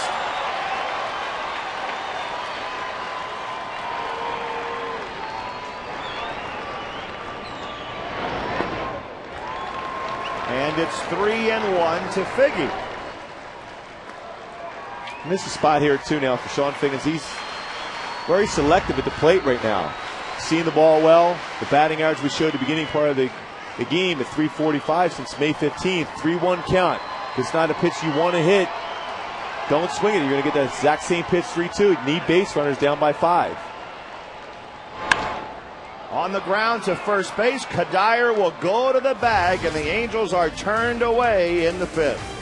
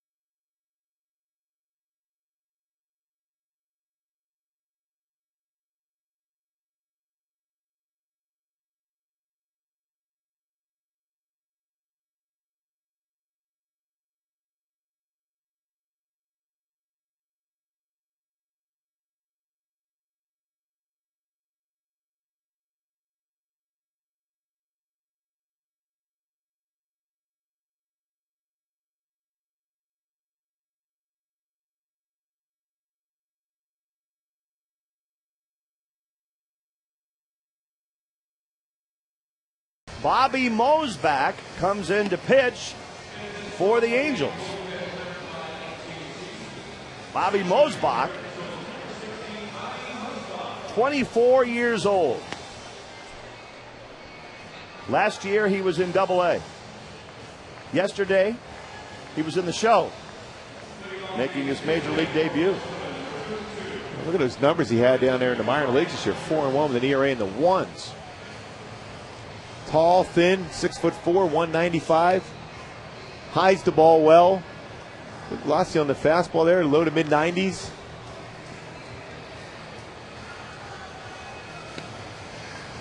In high school, he was a baseball player and also earned his letter in swimming.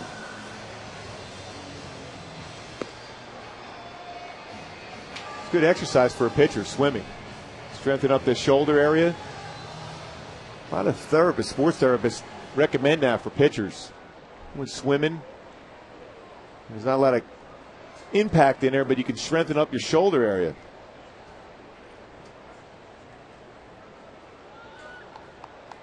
So Bobby Mosbach comes in here in the 6th inning with the Angels down by 5. And as you said, now it's the bullpen's job to put up the zeros because this team has been coming back. So you know you're not out of the game. Brian Busher at the plate. And if you're over in that Twins dugout, you're just kind of thinking, let's see if we can just quietly let these last 4 innings get through because you don't want to see the Angels get going if you're the Twins. Exactly. They know what the Angels have done against them here in these 3 games before today. So if you're the Minnesota Twins, you got to think, hey, we better start scoring some more runs. Don't be complacent. Let the Angels back in there, feel they're part of the game.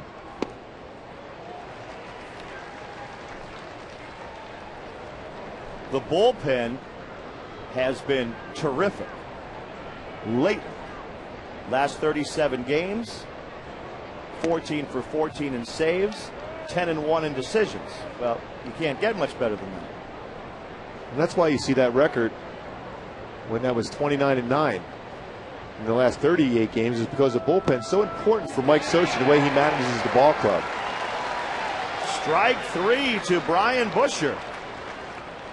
He's got a good breaking ball. Solid mechanics there, down and in on that slider. Hits that corner. Angel Hernandez behind the plate, rings him up. 1 out. Carlos Gomez. And for Mosbach, that's his first career strikeout. He'll remember that one. Definitely.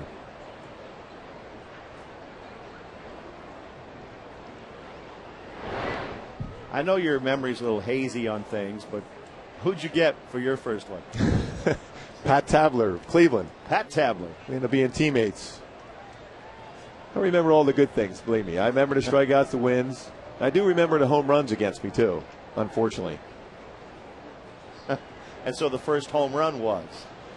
My first home run was Dwight Evans. My second one was Darrell Evans. And my third one was back to Dwight Evans. So if there was a league where everybody was named Evans, you would have had a real tough time. I would have quit.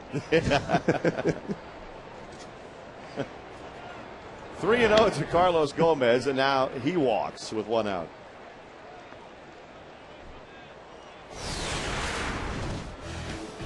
Rickey Henderson and Jim Rice, welcome to the Hall of Fame. 2 great players. And Joe Gordon, of course.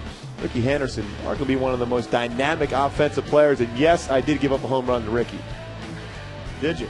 But Jim Rice, wow, he was scary. He was that good. This guy right here, Hall of Famer. Should be. No question, Hall of Famer. He's not in yet. I will say that till I have no breath left in me. He should be in the Hall of Fame. Blyleven's numbers. Look at the strikeouts. I mean, if you are the 5th all-time strikeout leader and won that many games, it's pretty hard to keep you out, I think. Well, Jim Rice took him his last year of eligibility himself to get in the Hall of Fame. And he said that. It was a great quote he had yesterday. They asked him about it. He goes, you know what? I'm in the Hall of Fame. There's Bert.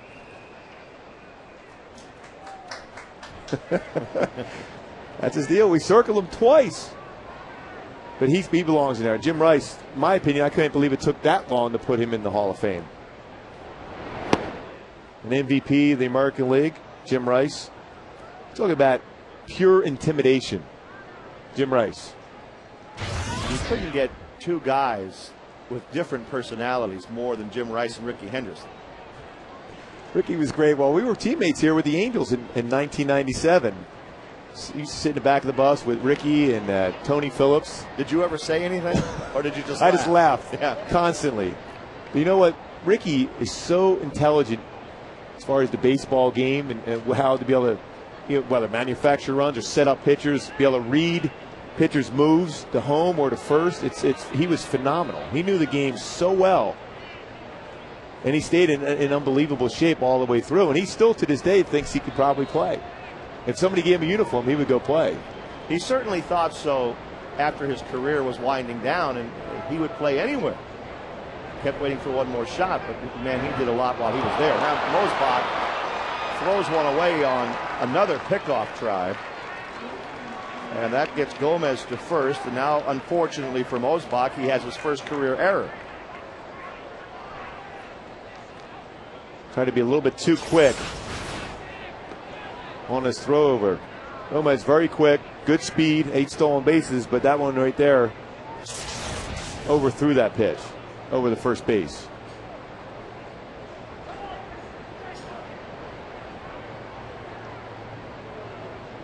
He's only made one pitch to the plate to Punto, and now on the second one he gets a strike. 1-1 to Nick Punto.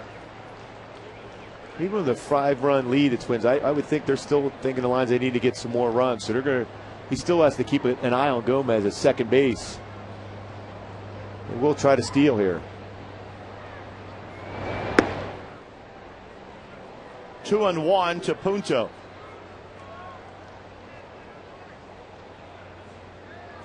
Texas has won their ball game. They beat Kansas City 7-2. So for the moment, the Rangers are an even 4 games behind the Angels. There's still some good baseball to be played between the Angels and Rangers this year. And if you're Texas, you have to be thinking, hey, that Angel club has been red hot. They've had a great month. They've won 8 in a row, and we're only 4 back. It's the way it is in baseball. 3-1 to Nick Punto. The thing you got to remember, too, is the Rangers have played so well against the Angels this year. So that gives them confidence, too, if they can stay close. Yeah, they've gone 7-2 against the Angels. Texas comes into town after the Angels go on that road trip to Minnesota and Chicago. Texas Rangers will be here the weekend of August 7th.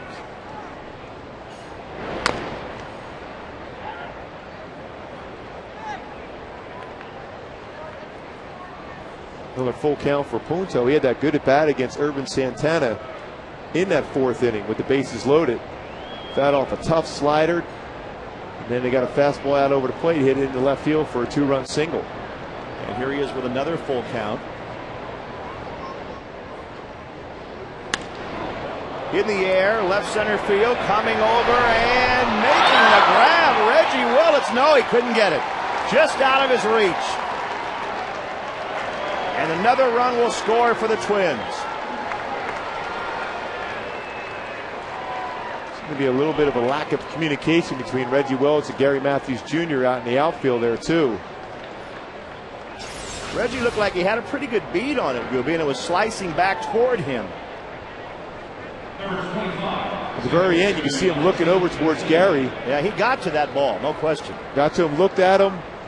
Then in the last second had to reach up for that ball. An easier play for Reggie as compared to Gary, because Gary had to go a pretty long way. Decent jump for Reggie, but he took his eye off it.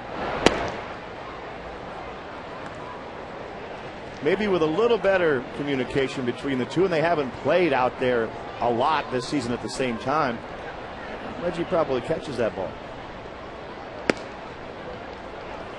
But it goes as a double for Punto. So Punto now has 3 RBIs on the day.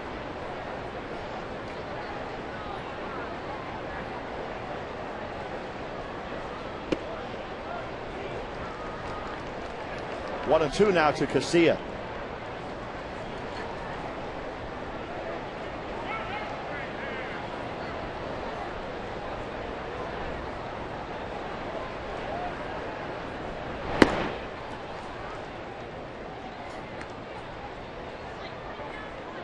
After striking out Busher. This is turning into a little bit of a long inning for Mosbach now. He's already thrown 20 pitches and committed an error.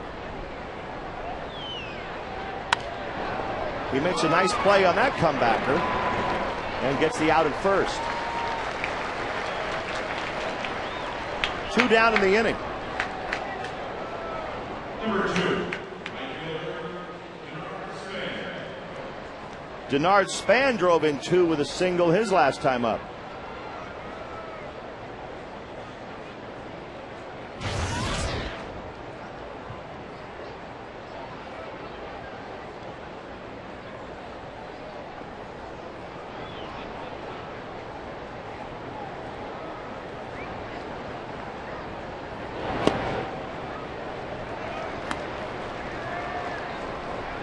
Span's 1 for 3. And the Angels there, the brain trust, kind of looking out toward Reggie Willits, and I guarantee you they're talking about that play. Ooh, now Span gets hit by a pitch from Mosbach.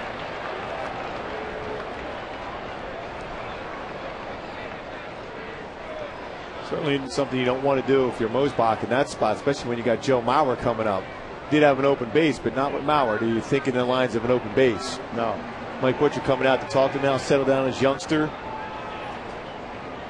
You know, the guy who is so brilliant at talking to outfielders and discussing plays like that one is Renicky. And I almost feel certain that when Reggie comes in, and maybe Matthews also, Renicky will be there. Well, on a play like that, especially with a left-handed batter up, the ball's going to tail back towards the left fielder anyhow. So that's a play, you know, I know both guys have to talk to each other in the outfield, but it's a play where Willits is going to be able to make that play if he sees it and calls it right away. Shane Lukes is loosening up. As you watched Reggie go for it, it certainly looked like he was going to catch it. But that's not one that Matthews would call him off on, is it? Wouldn't think so, because he still had a long way to go. But the center fielder is the quarterback of the outfield defense. Makes that call. Most balls, whether it be left fielder or right center field, would be the one called by the center field. But that was a tough play for Gary to be able to get in position to catch it. 1-1 now to Joe Mauer. Here's the play we're talking about, and the ball's tailing back towards Willits. And you can just see him look over. He didn't want to run into Matthews. And it was enough to keep him from catching. Mauer grounds one up the middle. Nice backhand stab. And flipped to second base by Torres. What a play by Meiser as Torres to get the Angels out of the jam. The Twins settle for just 1 run. What a play.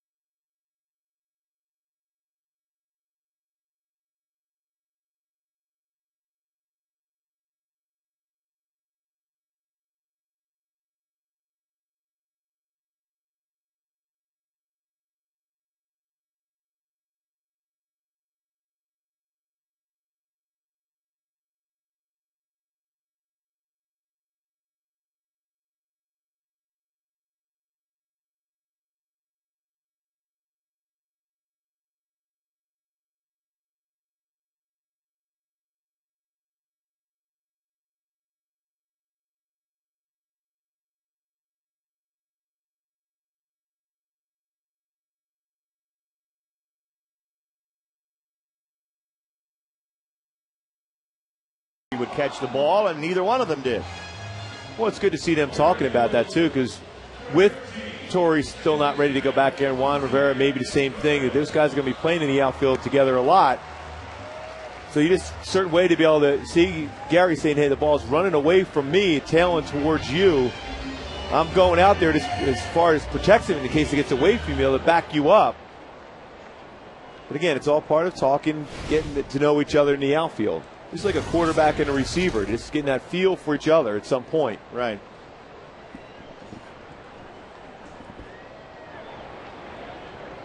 Bottom of the 6th inning, the Angels down by 6 again, as that play did cost the Angels a run. Not that it was an easy play, but if it comes up again, they probably make the catch, don't you think? Exactly. Again, that tailing action on that baseball, too, always makes it difficult to make that play in the outfield. As Turris hits a high pop fly, Jason Kubel to his left, and he puts it away. Fans, Angels baseball wants to give you a chance to sit in the Chevy Sweet Seats. They're located next to third base, and you also have a chance to win a Camaro. Text Camaro to 31826 or go to angelsbaseball.com. Chevy is the official ride of Angels baseball, and there are the sweet seats. Still doesn't get old hearing you say that, Rory. Bobby Abreu takes a strike. Come on, Rory, say it again for us. Oh, perfect. And what fans should probably know is that you personally have text Camaro to 31826 probably 100 times. Trying to get those sweet seats. It's 0-2 to Bobby Abreu.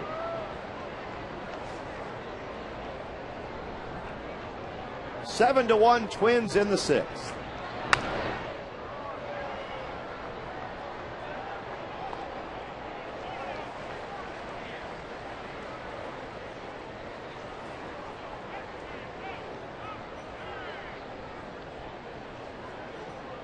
Anthony Swarzak. He's done a great job. He's looking for his 3rd win here today. Swarzak spots the fastball. You see there, not overpowering at 91, but he's getting a lot of fly balls and easy fly ball outs on that changeup and curveball. He has 8 fly ball outs so far today.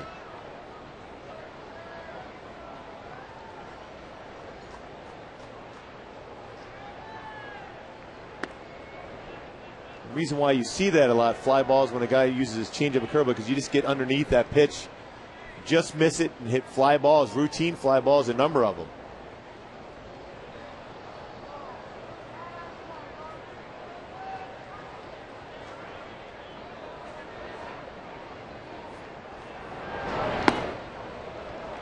Full count now to Abreu.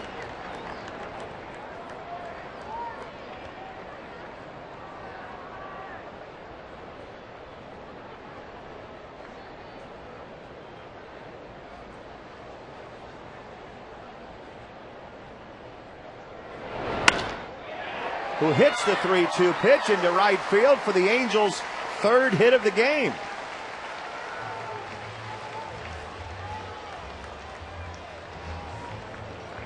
Kendry Morales. This home run is the only run of the game for the Angels. He hit it in the 4th inning. That was a hanging curveball out over the plate. Provided all the power himself into left center. He just could use another one of those shots right now to try to get back in this game. That was another one of those Bobby Abreu at-bats, Gooby. He was behind in the count 0-2, hung in there, worked it to 3-2, and got the base hit. Just a pro. He has a base on balls today and a base hit twice on his 3 at-bats.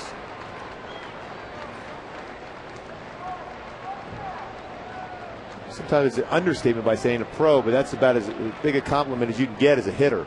Just a professional hitter. 0-2 now to Kendry Morales.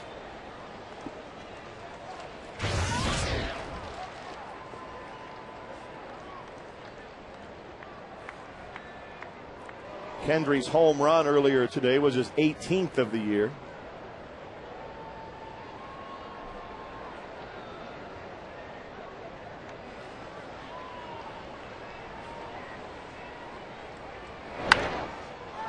He pops that one up near the third base dugout and just out of the reach of Brian Busher.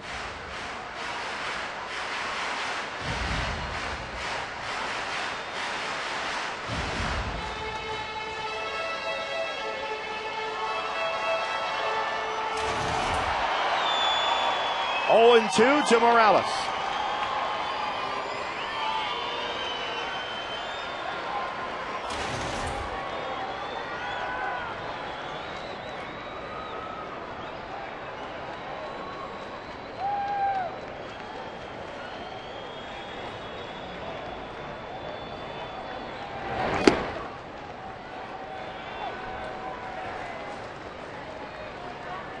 Swarzak on a hot Sunday afternoon is getting very close to 100 pitches, and we're only in sixth.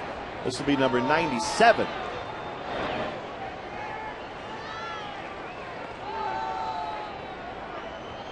So the Twins will definitely be using the bullpen today. Big strikeout right there. 2 outs. Boy, Kendry had a pretty good swing at this fastball. He challenged him right down the middle part of the plate and got it by him. Good movement, though, at the end of that fastball. With 2 outs, here's Napoli. Pop to second, fly to left, 0 for 2.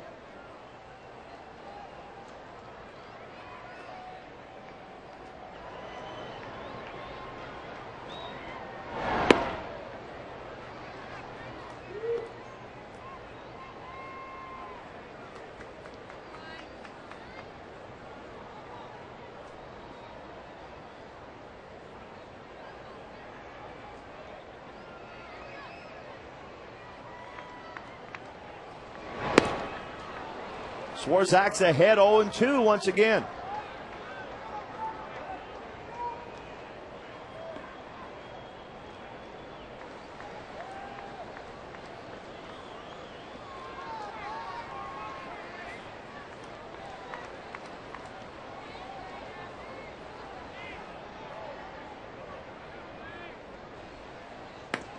Got him looking. Back-to-back strikeouts for Anthony Swarzak to get out of the sixth. Pretty good fastball on the outside corner.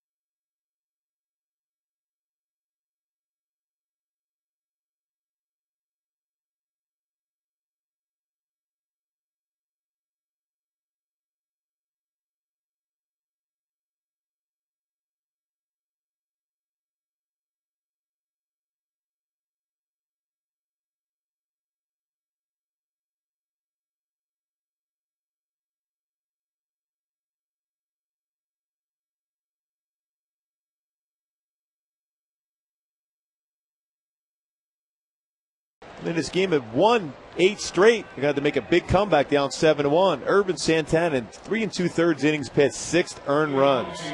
And the Twins scored 4 runs in that 4th inning. Justin Morneau finally had a good swing against the Halos, hit a 2-run shot in the 1st inning. And as we go to the 7th inning, Shane Lukes takes over. 2-3 in 10 games. And Lukes becomes the 4th pitcher in the game for the Angels today. First man he'll face will be Justin Morneau. Shane looks good, sinking fastball, curveball, slider, and changeup. 1 for 2 with a 2-run home run.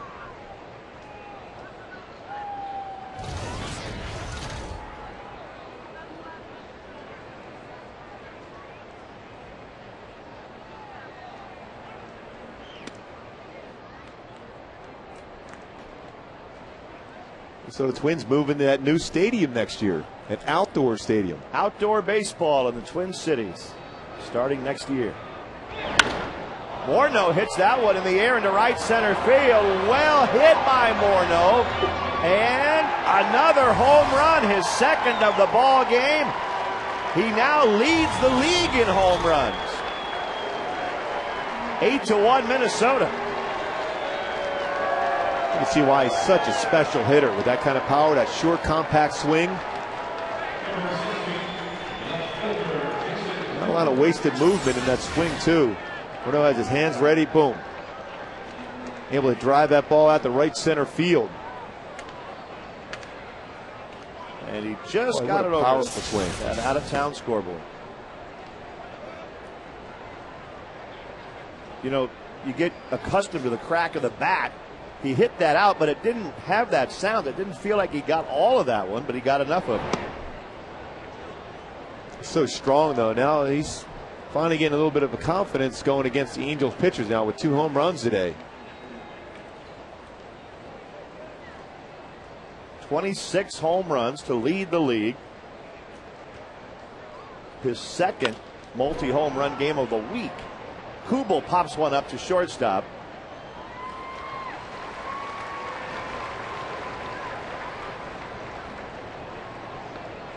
So Shane Lukes gave up the home run to the first man he faced. Then he gets Kubel to pop up. Now Michael Cuddyer coming up.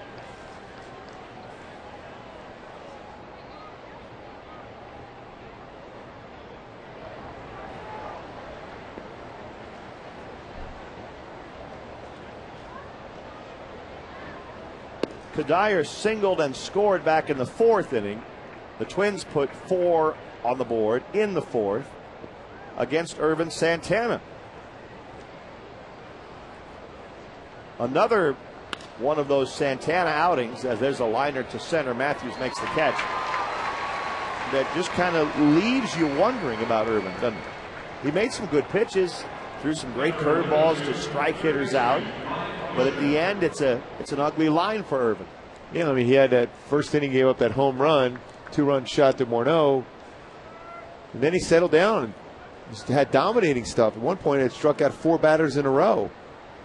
8 retired in a row, and then all of a sudden it fell apart for him. He's got to stay away from those big inning situations. And as a young pitcher trying to make that adjustment, particularly coming back from an injury, you have to figure out ways to, they're saying, give and take. When you're on the mound, don't necessarily try to throw the ball harder when you're in stressful situations. Take a little bit off that fastball. See if you can get the guy out in front, get a ground ball, and get through it.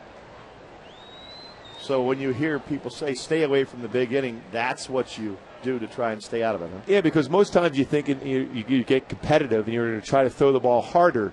But when you do that, that fastball straightens out, or you overthrow the curveball, and that's when you make mistakes. You just take something off that fastball. It may be 2-3 mile an hour difference, but that's enough to get a hitter out in front and get an easy out. But that's something you learn as you go along in your career. It's 3-0 to Busher. So don't get mad. Don't let your temper get you and try and throw the ball harder. That's not going to get you out of it. Well, it's like a hitter trying to hit a home run. When you're trying to swing as hard as you can, most times, unless it's a bad pitch against you, you're gonna get yourself out. Or you squeeze the bat too tightly. You always see that you guys squeeze the sawdust out of the bat. Well, when you want your hands nice and relaxed, as a hitter, give you a better chance to get the swing through the zone. 3-2 to Busher. Line to center. Matthews makes another play.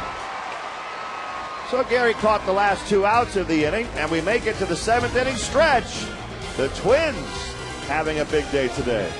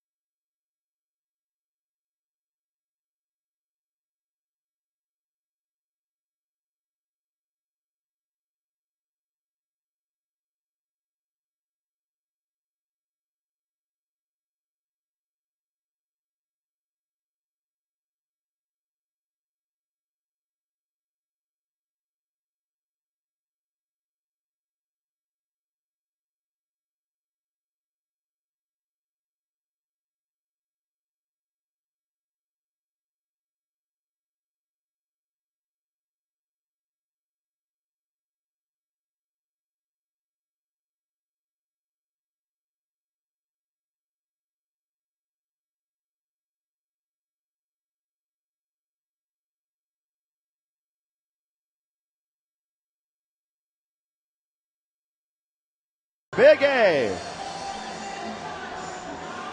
The Twins have been in command of this game throughout, leading 8-1 at the moment as we get to the bottom of the 7th. And the Angels, Eric Ibar will lead off here against Anthony Swarzak, who you would think might be in his last inning. He's thrown 100 pitches. Still no movement down in the bullpen for the Twins, though. A nice job. His last couple batters he faced there in the 6th inning, 2 strikeouts, both on fastballs. Ibar fouls the first one back. The Cleveland Indians will be here starting tomorrow. The Indians are hammering the Mariners today. It's 11-2 Indians in the 6th inning of that game. That's Cliff Lee on the hill, I think, for the Tribe today, where he pitched last night. I know he's not pitching against the Angels in that series, which is a good thing. Well, they're going to have Carl Pavano on the mound tomorrow against Joe Saunders.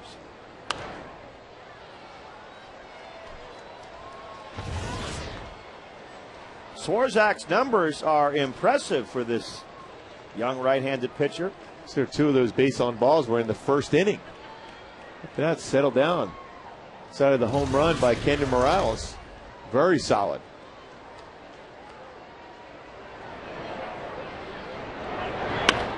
Ibar hits one off the end of the bat. And the ball gets away from Kadire at first base, so the Angels have the leadoff man on. Punto's throw was low and not handled by Kadire. Tough play, thrown on the run for Punto. Fielded it nicely, one-hopped it over there to Kadire. Generally a right fielder playing in first base, so Justin Morneau can get a little bit of a rest in his DH today. They gave Punto an error on that play.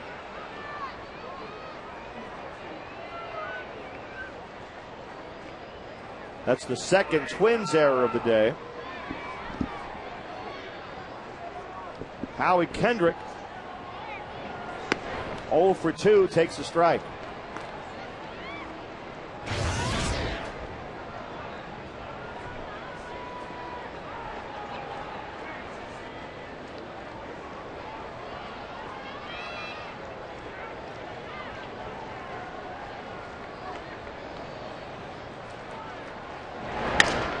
Here's another chance for Punto. Oh, and the throw from Casilla goes by Kadire. So they get an out, but they don't get the double play. Ibar did a nice job of taking out Casilla on that one. You like to see that out of your team, especially you're down 8-1, but still playing hard. Forced that throw to be a wide from Kadire at first base. Casilla got the throw off before he got there, but Ibar did enough to make it be a little bit wild. That's not an error, of course. It's just a 6-4 fielder's choice. One out in the inning. And Gary Matthews up there.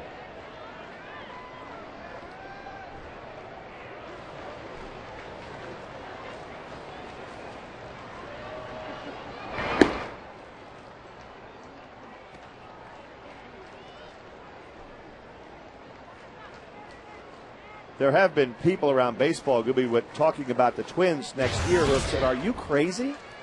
You're going to have an outdoor stadium in Minneapolis, and one of the things they always say is, well, we used to have it back at the old Met.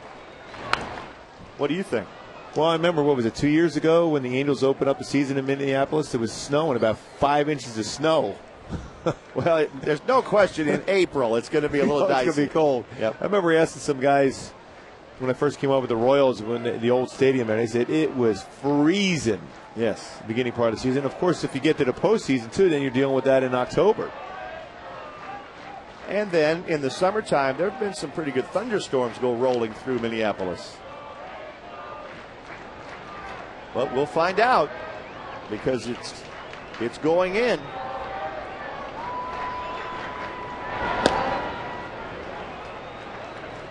Two and one here to Matthews. But I'm sure it's still going to be a beautiful ballpark, and they needed that. I mean, the Metrodome, they won 2 world championships in there in 87 and 91. And that was a huge home field advantage for them in Metrodome. As you can see, you mentioned earlier, there are 8 games over 500 now. They've always played well in the Dome. You wonder if that's going to carry over into the outdoor stadium. Matthews hits one to Punto, and he doesn't come up with that one. Boy, the Twins with a big lead here and not making the plays in this inning.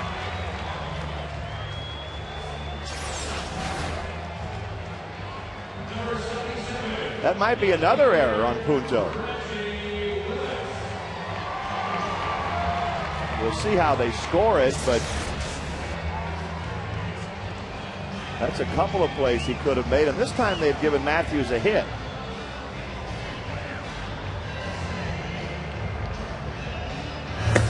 Matt Guerrero is warming up in the Twins bullpen.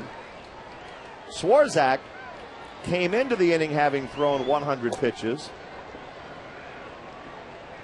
Could really be out of the inning by now, but instead he's in a jam. First and second, one out. Willits at the plate.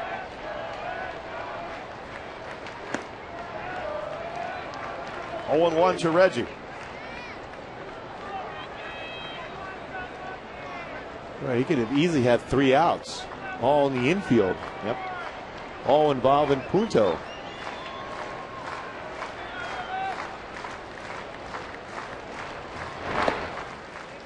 Punto's had a good game with the bat today, driven in 3 runs, single, a double. But this has not been his favorite inning so far.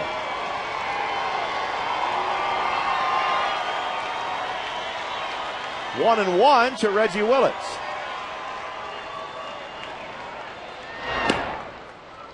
Strike on the inside corner.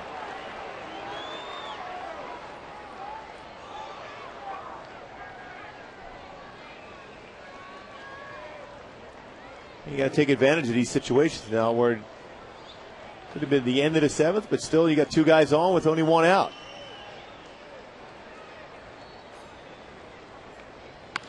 Reggie lines one to right field. Coming in to catch it, Denard Span. Now 2 outs in the inning. And Sean Figgins coming up. With Swarzak at 114 pitches. He might be at a spot here where he has to get Figgins to stay in the game. Probably his last batter. Again, Minnesota, the lack of depth in their starting rotation now with Kevin Slowly being out. They need somebody to give them some innings. You can't tax your bullpen each and every game. So Gardenhire wants to see if Swarzak can go deep in the game here, get through 7 innings. Quality 7 innings.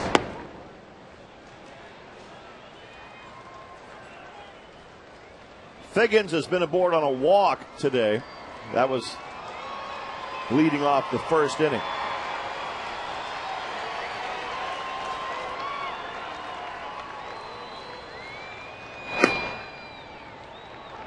One ball, 1 strike.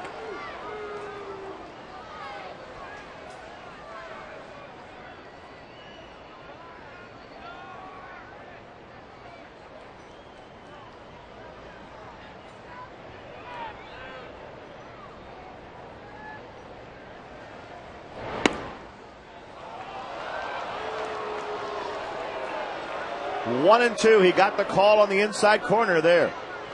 Twins in the market for a pitcher. Also in the line, there's some rumors about Orlando Cabrera coming over from Oakland to play shortstop for the Twins.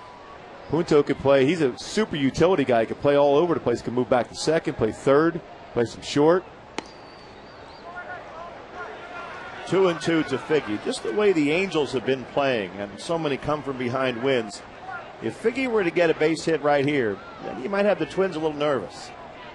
I realize it's 8-1, but that's just the way they've been playing. Saw it yesterday. The Rays were down by 8, and they came back against Toronto. Earlier in the year, the Rays were up by 8, and they lost the game. So you never know.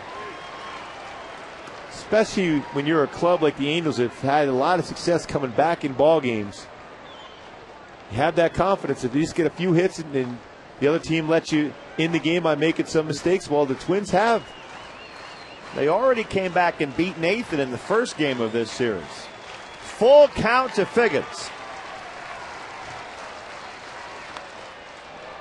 And that will remain 3-2.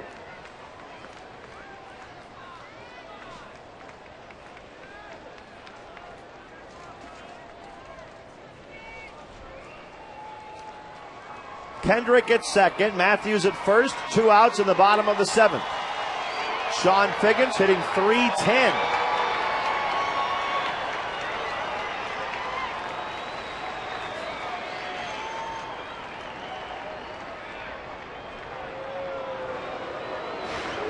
Mauer going out to talk to Swarzak, who has thrown 120 pitches and is having a battle with Figgins right here. I just ran out there and said, hey, what do you want to throw here? What are you most comfortable throwing? He says, oh, I think I can throw him a changeup, fastball, my curveball, whatever it be. Mauer just wants to make sure he doesn't go through a series of signs. Just go ahead and throw that pitch.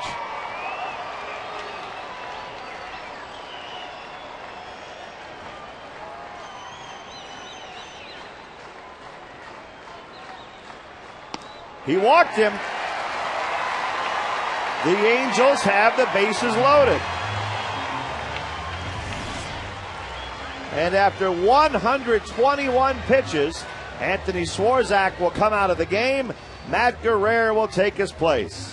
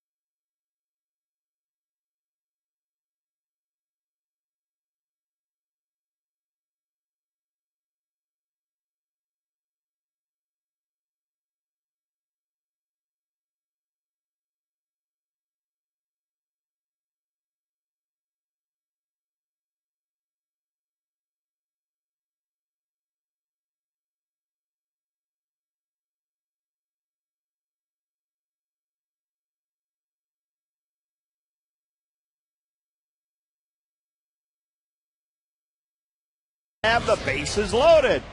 He's rude, obnoxious, and the only thing standing between you and certain death. Hugh Laurie stars in-house tonight at 8 on My 13. Swarzak, a strong 6 2/3. Nice job of mixing in that off-speed pitch, the changeup, curveball, spotting his fastball. Impressive outing. Guess he gets a team who was averaging almost 7 runs a game during this stretch of an 8-game win streak. Matt Guerrero's having a good year. He's facing his Turris with the bases loaded and 2 outs.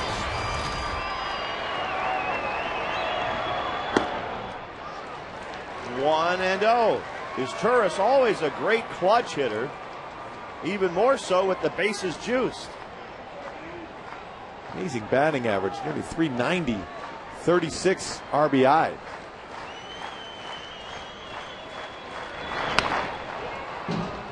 One and 1. Guerrero with a good fastball, 88 to 93 with good tailing action. He's got a curveball, which is his strikeout pitch, a slider, and will occasionally throw a changeup.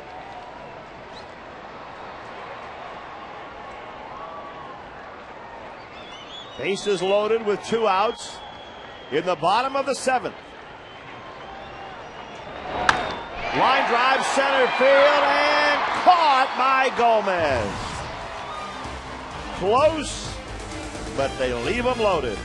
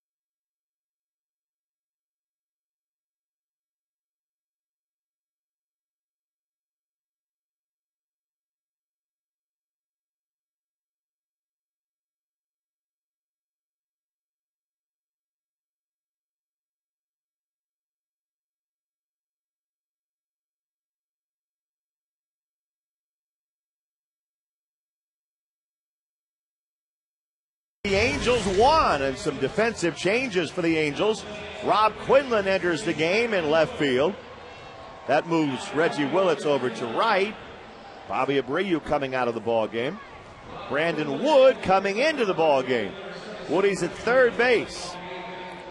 And it probably feels nice and comfortable for him over there after playing first base for a few games. Abreu's day is done. A chance to rest the legs a little bit before the Cleveland Indians come into town.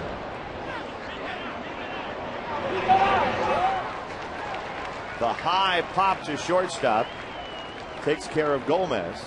Yeah, no chance. Chopper right off the plate. Once that hits the plate like that, goes high up, there's no way the infielder's going to be able to make that play. Gomez, with all that speed, gets a base hit. Ibar caught that pop-up, and the crowd reacted just because Eric knew he wasn't going to throw it. So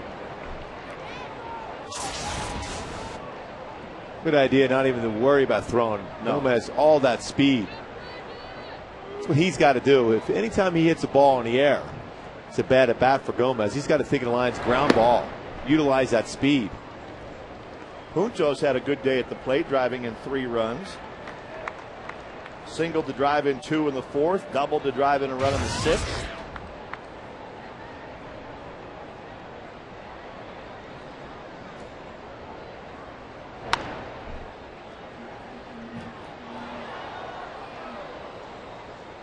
Oh, 2 to Nick Punto.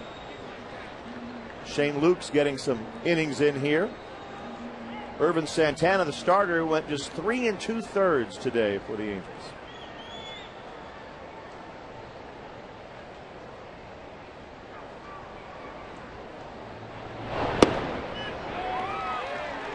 Called third strike on Punto.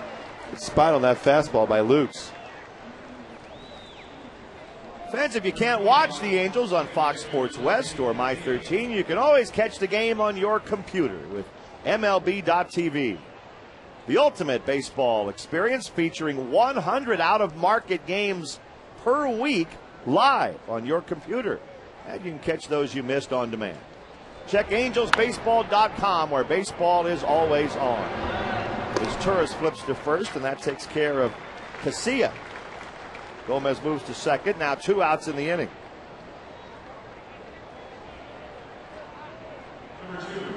And back to the leadoff spot in the Twins batting order, Denard Span. You can see that good sinking action Lukes has on his pitches. That chopper by Gomez. It's right into the ground, ends up getting a hit out of it, but that one right there by Casilla, another chopper. Sinking action on that fastball.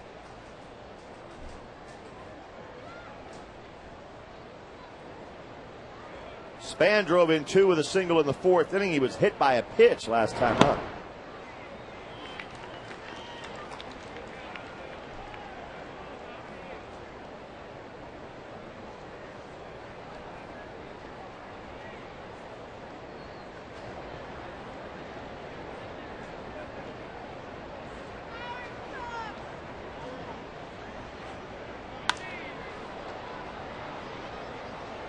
You get the feeling today, Gooby, the Twins really came in here determined not to be swept in a 4-game series.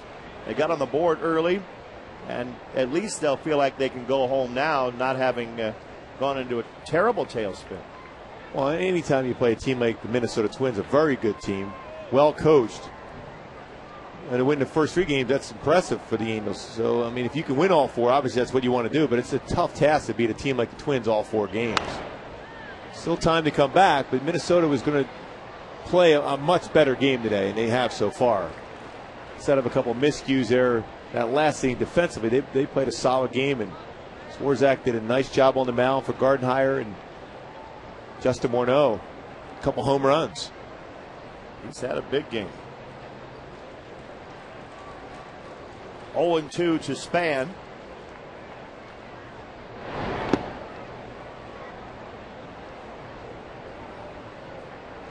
I think the crowd might believe at the moment that the Angels' 8-game winning streak might be ending today, because some of them have headed for the exits. It's thinned out a little bit, and it's quiet at Angel Stadium at the moment. Just a kind of a lazy Sunday afternoon right now. Pretty hot too. Yes. You're in the sunshine. You're cooking.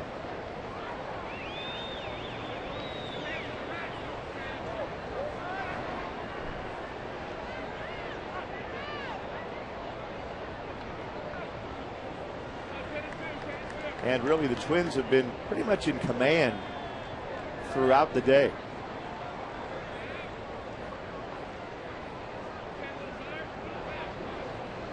They jumped ahead 6-0 before the Angels were on the board.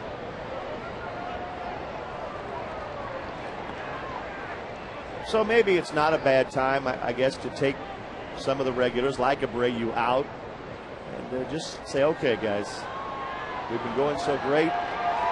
Take a couple of innings off here.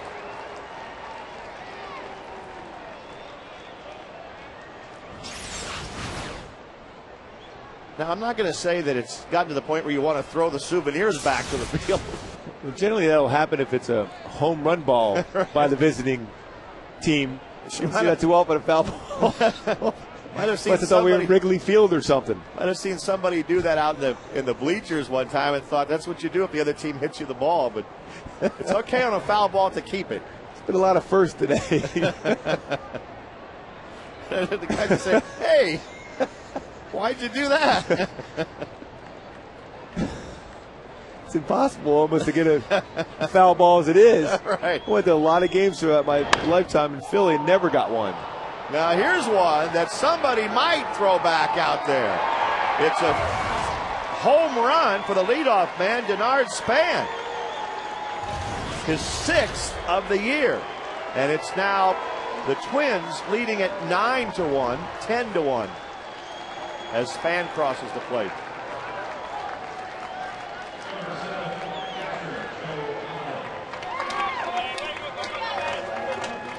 It's been all Minnesota today, and Span gets him a couple more.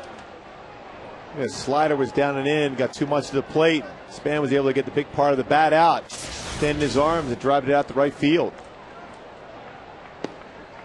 Certainly not a big home run hitter, the leadoff guy in their order, but he has half a dozen now.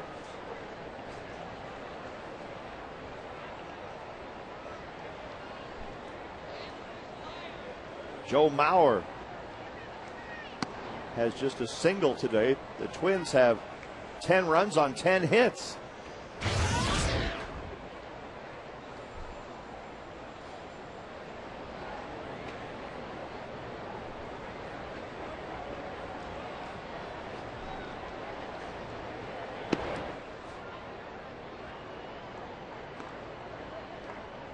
Two and one to Mauer.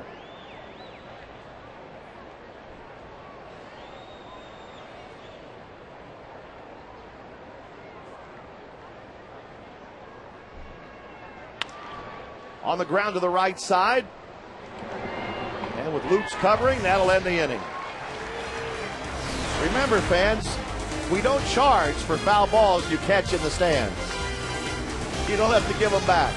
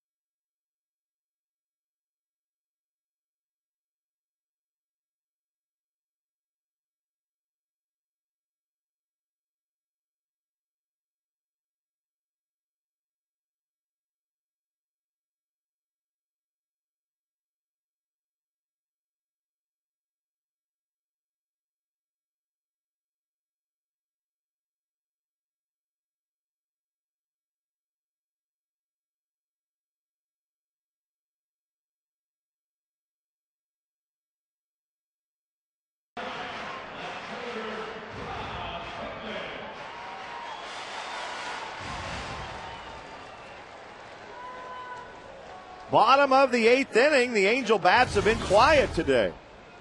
It's been all Minnesota, 10-1 as we go to the bottom of the 8th. And the first at bat of the day for Rob Quinlan. Q hitting .247. The former Minnesota Golden Gopher getting a chance to pick up a bat here against the Twins. 1-1.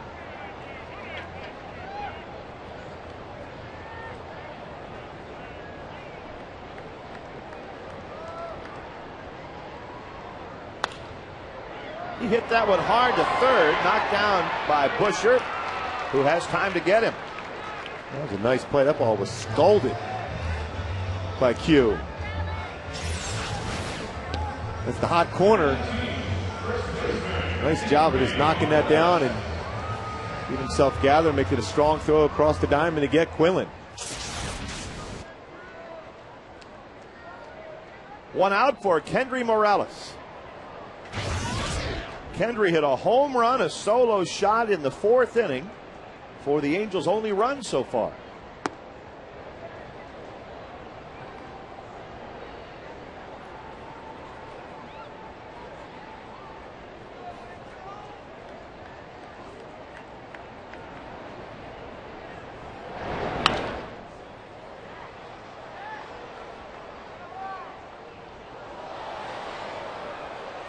There's Superman.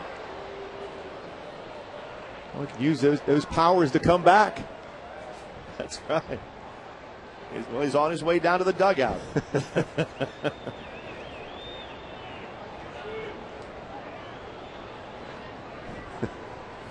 Well, you don't miss a thing, do you, Rory? He's still coming down to the dugout. Get right down there.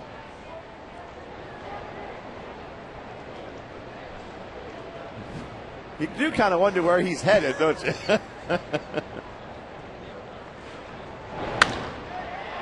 Fly ball left center field for Kendry Morales, but he'll come up a little bit short of what would have been his second opposite field home run. Yep, still on the move.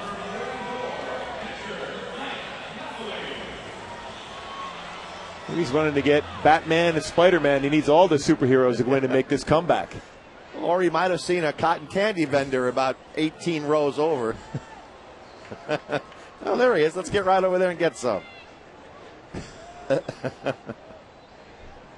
he looks like he's got speed. He can go first to third. 2 outs and Mike Napoli up there at the plate for the Angels.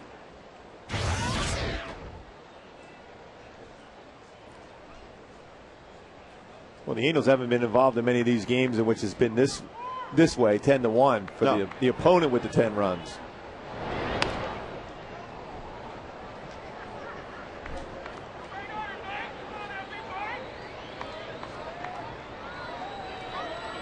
Oh, 0-2 to Mike Napoli.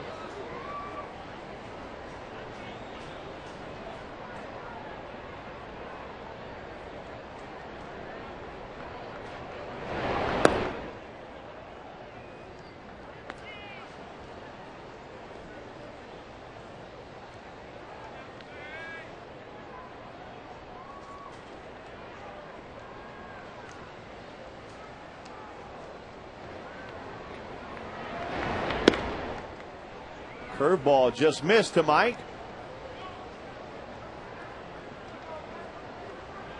2-2.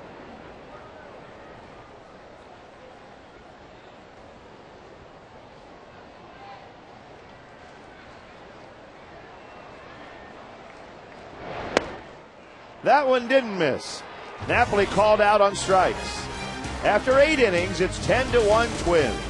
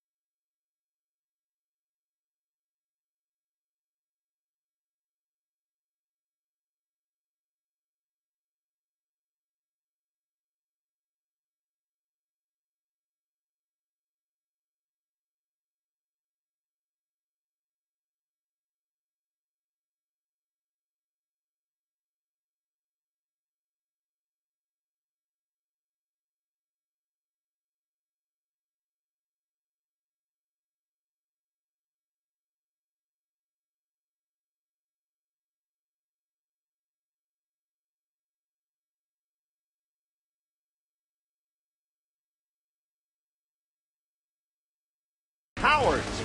Catch all the excitement of Angels baseball on a new high-definition flat-screen TV from Howards, official appliance and flat-screen superstores of the Los Angeles Angels.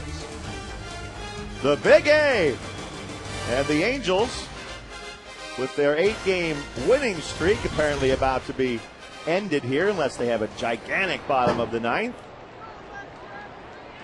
Good Sunday afternoon at the ballpark, though. Time for some refreshing snacks. And it's not a bad idea to have some cool water.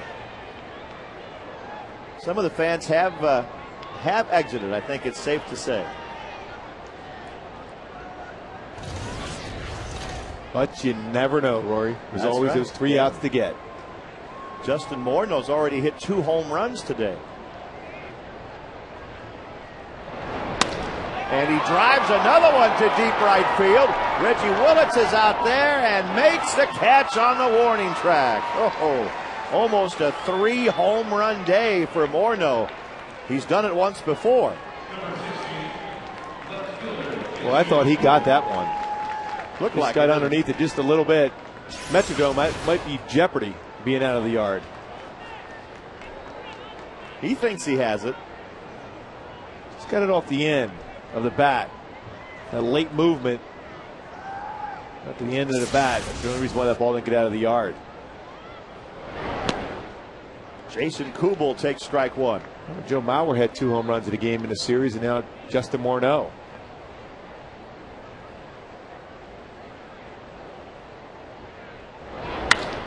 And there's a shot by Jason Kubel into right center field. And that one will be caught. Gary Matthews gets to that one, and Luke says, hey, it's just 2 outs. Now it's an out. But right. There was some distance on those 2 outs by the Twins. This Minnesota club, they can hit. They've always been an organization that develops some good hitters throughout, from their minor leagues all the way up to the big league level. A lot of homegrown players on this roster, as the Angels do. The local boy from Minnesota, Joe Mauer, you make a case he might be the best hitter, pure hitter in the game. Albert Pujols, one of the most dangerous hitters, but Joe Mauer. Look at that batting average he has working, 363, 17 home runs. And remember, he didn't get back till the beginning part of May. When you consider how good he is behind the plate, you'd be hard-pressed not to pick him first if you were starting a team. The most demanding position in baseball is behind the plate, a catcher. And when you think about the heat today, you got all the equipment on, blocking pitches in the dirt, calling a game, so you have everything going against you, but yet he still puts up some tremendous numbers. 2-time batting champ. 2-0 now to Brian Busher after the Kadire single, so he's at first with 2 outs. Mauer's enjoying the day. And the Twins will fly home after the game and get ready to face the White Sox. And a shot by Busher for a base hit. That'll put runners on the corners for the Twins. They've certainly hit the ball well this inning. 2 of them were outs. And they now have a dozen hits in the game.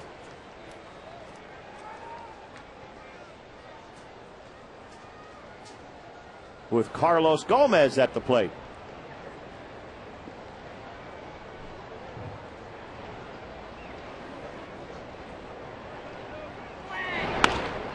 On the ground to Ibar, and that ends the top of the 9th inning. Heading to the bottom of the half, it's all Minnesota.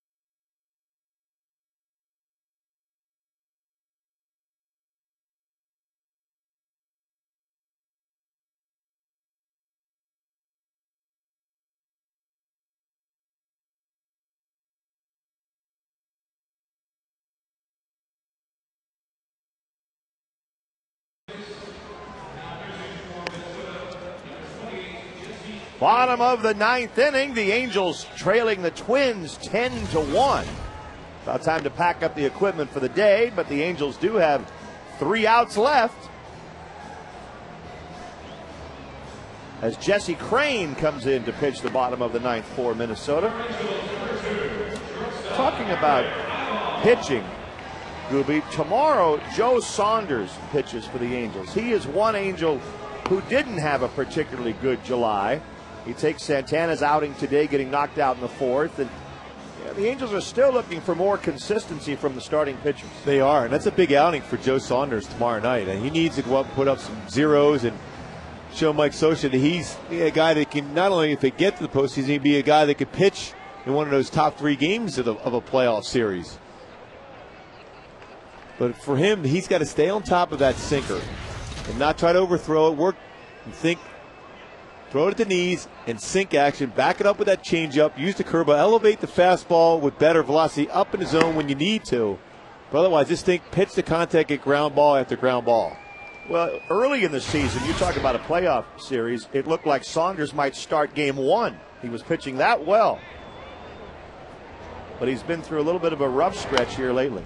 And he pitched his best game of his career against Zach Greinke when he won that game 1-0. It was outstanding. When a complete game shutout. Again, Mike Scioscia said something interesting the other day when we were talking about all these comeback wins. And he said it right. We don't want to be in that position, have to come back. And it's going to be up to the starters of this staff to make sure that's not what we always are trying to do, come back in games. Ibar strokes one down the right field line. That's a base hit for Eric.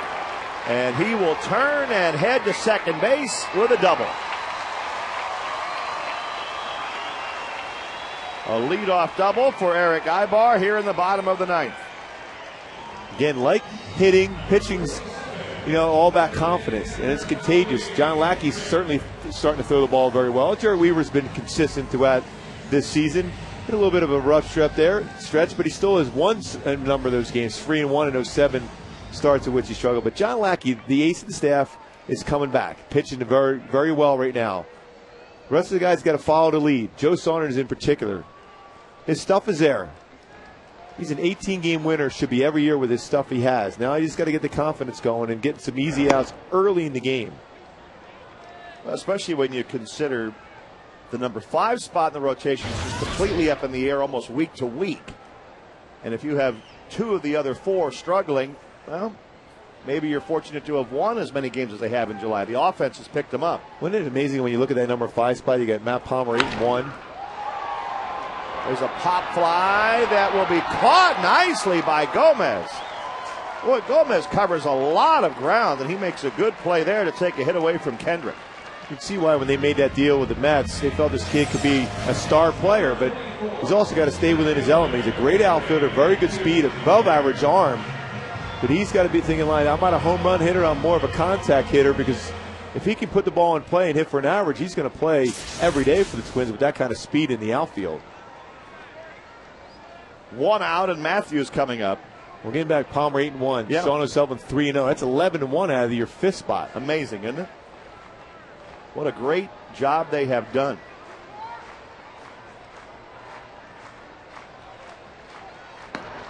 Matthews takes one low and outside.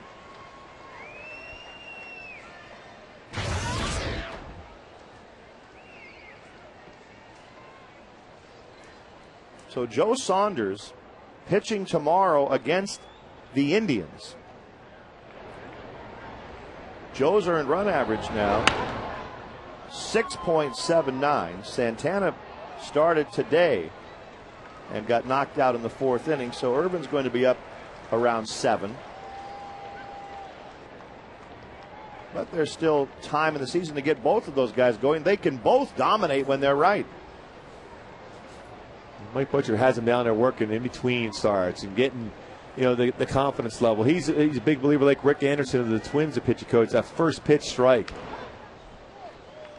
And you don't have to throw the ball in the corner that first pitch. Just throw the ball towards the middle part of the plate. Trust your movement on the pitch. Be able to either, 1, get strike 1, or a lot of times get an easy, quick out. And the least amount of pitches you throw, especially early in the game, the better off you are. Because Bobby Brea does such a great job as far as seeing a lot of pitches. That way everyone knows that pitcher's out pitches. If you get some quick outs, they may not know that on the bench for a while. Gary Matthews goes down swinging, 2 outs.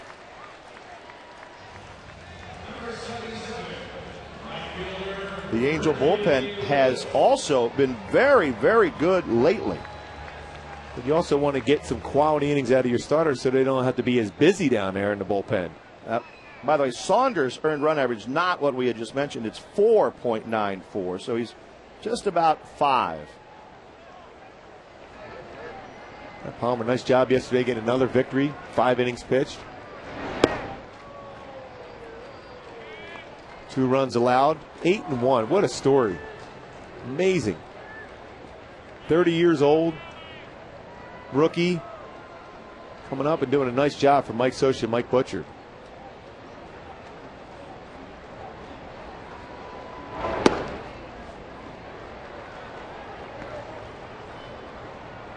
It's almost been like a dream run for Palmer this year. To get a chance to pitch and then to put up an 8-1. Solid performance. And early in that game, you know, obviously you're going to have a tough time. He hadn't started in a while. He had command issues early, but then settled in and did a nice job. Also helps pitching on the right day. He's been pitching on the right day, getting a lot of run support. I think everyone's pitching on the right day with this way this offense is rolling. That's right. There's a lot of smart pitchers right now. So tomorrow, Saunders will go for his 9th win, and so will Carl Pavano. His career's resurrected this year. He's won 8 games. He'll pitch for the Indians tomorrow.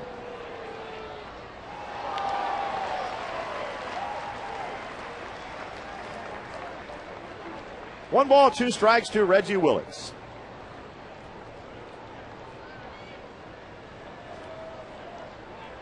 The Indians are finally out of the cellar, by the way. They passed the Royals in the standings in the Central.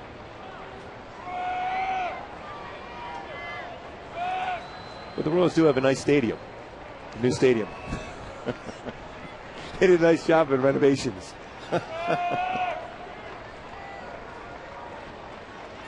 And they do have a Hall of Fame out in left field that you're a part of, which also makes them feel better. Willicks goes down swinging, and that's it for this ball game. Well, the Angels' 8-game winning streak, they've been as hot as anybody, but this was one the Twins really dominated, Gooby. Well, Swarzak did a nice job of using that changeup curveball, but Justin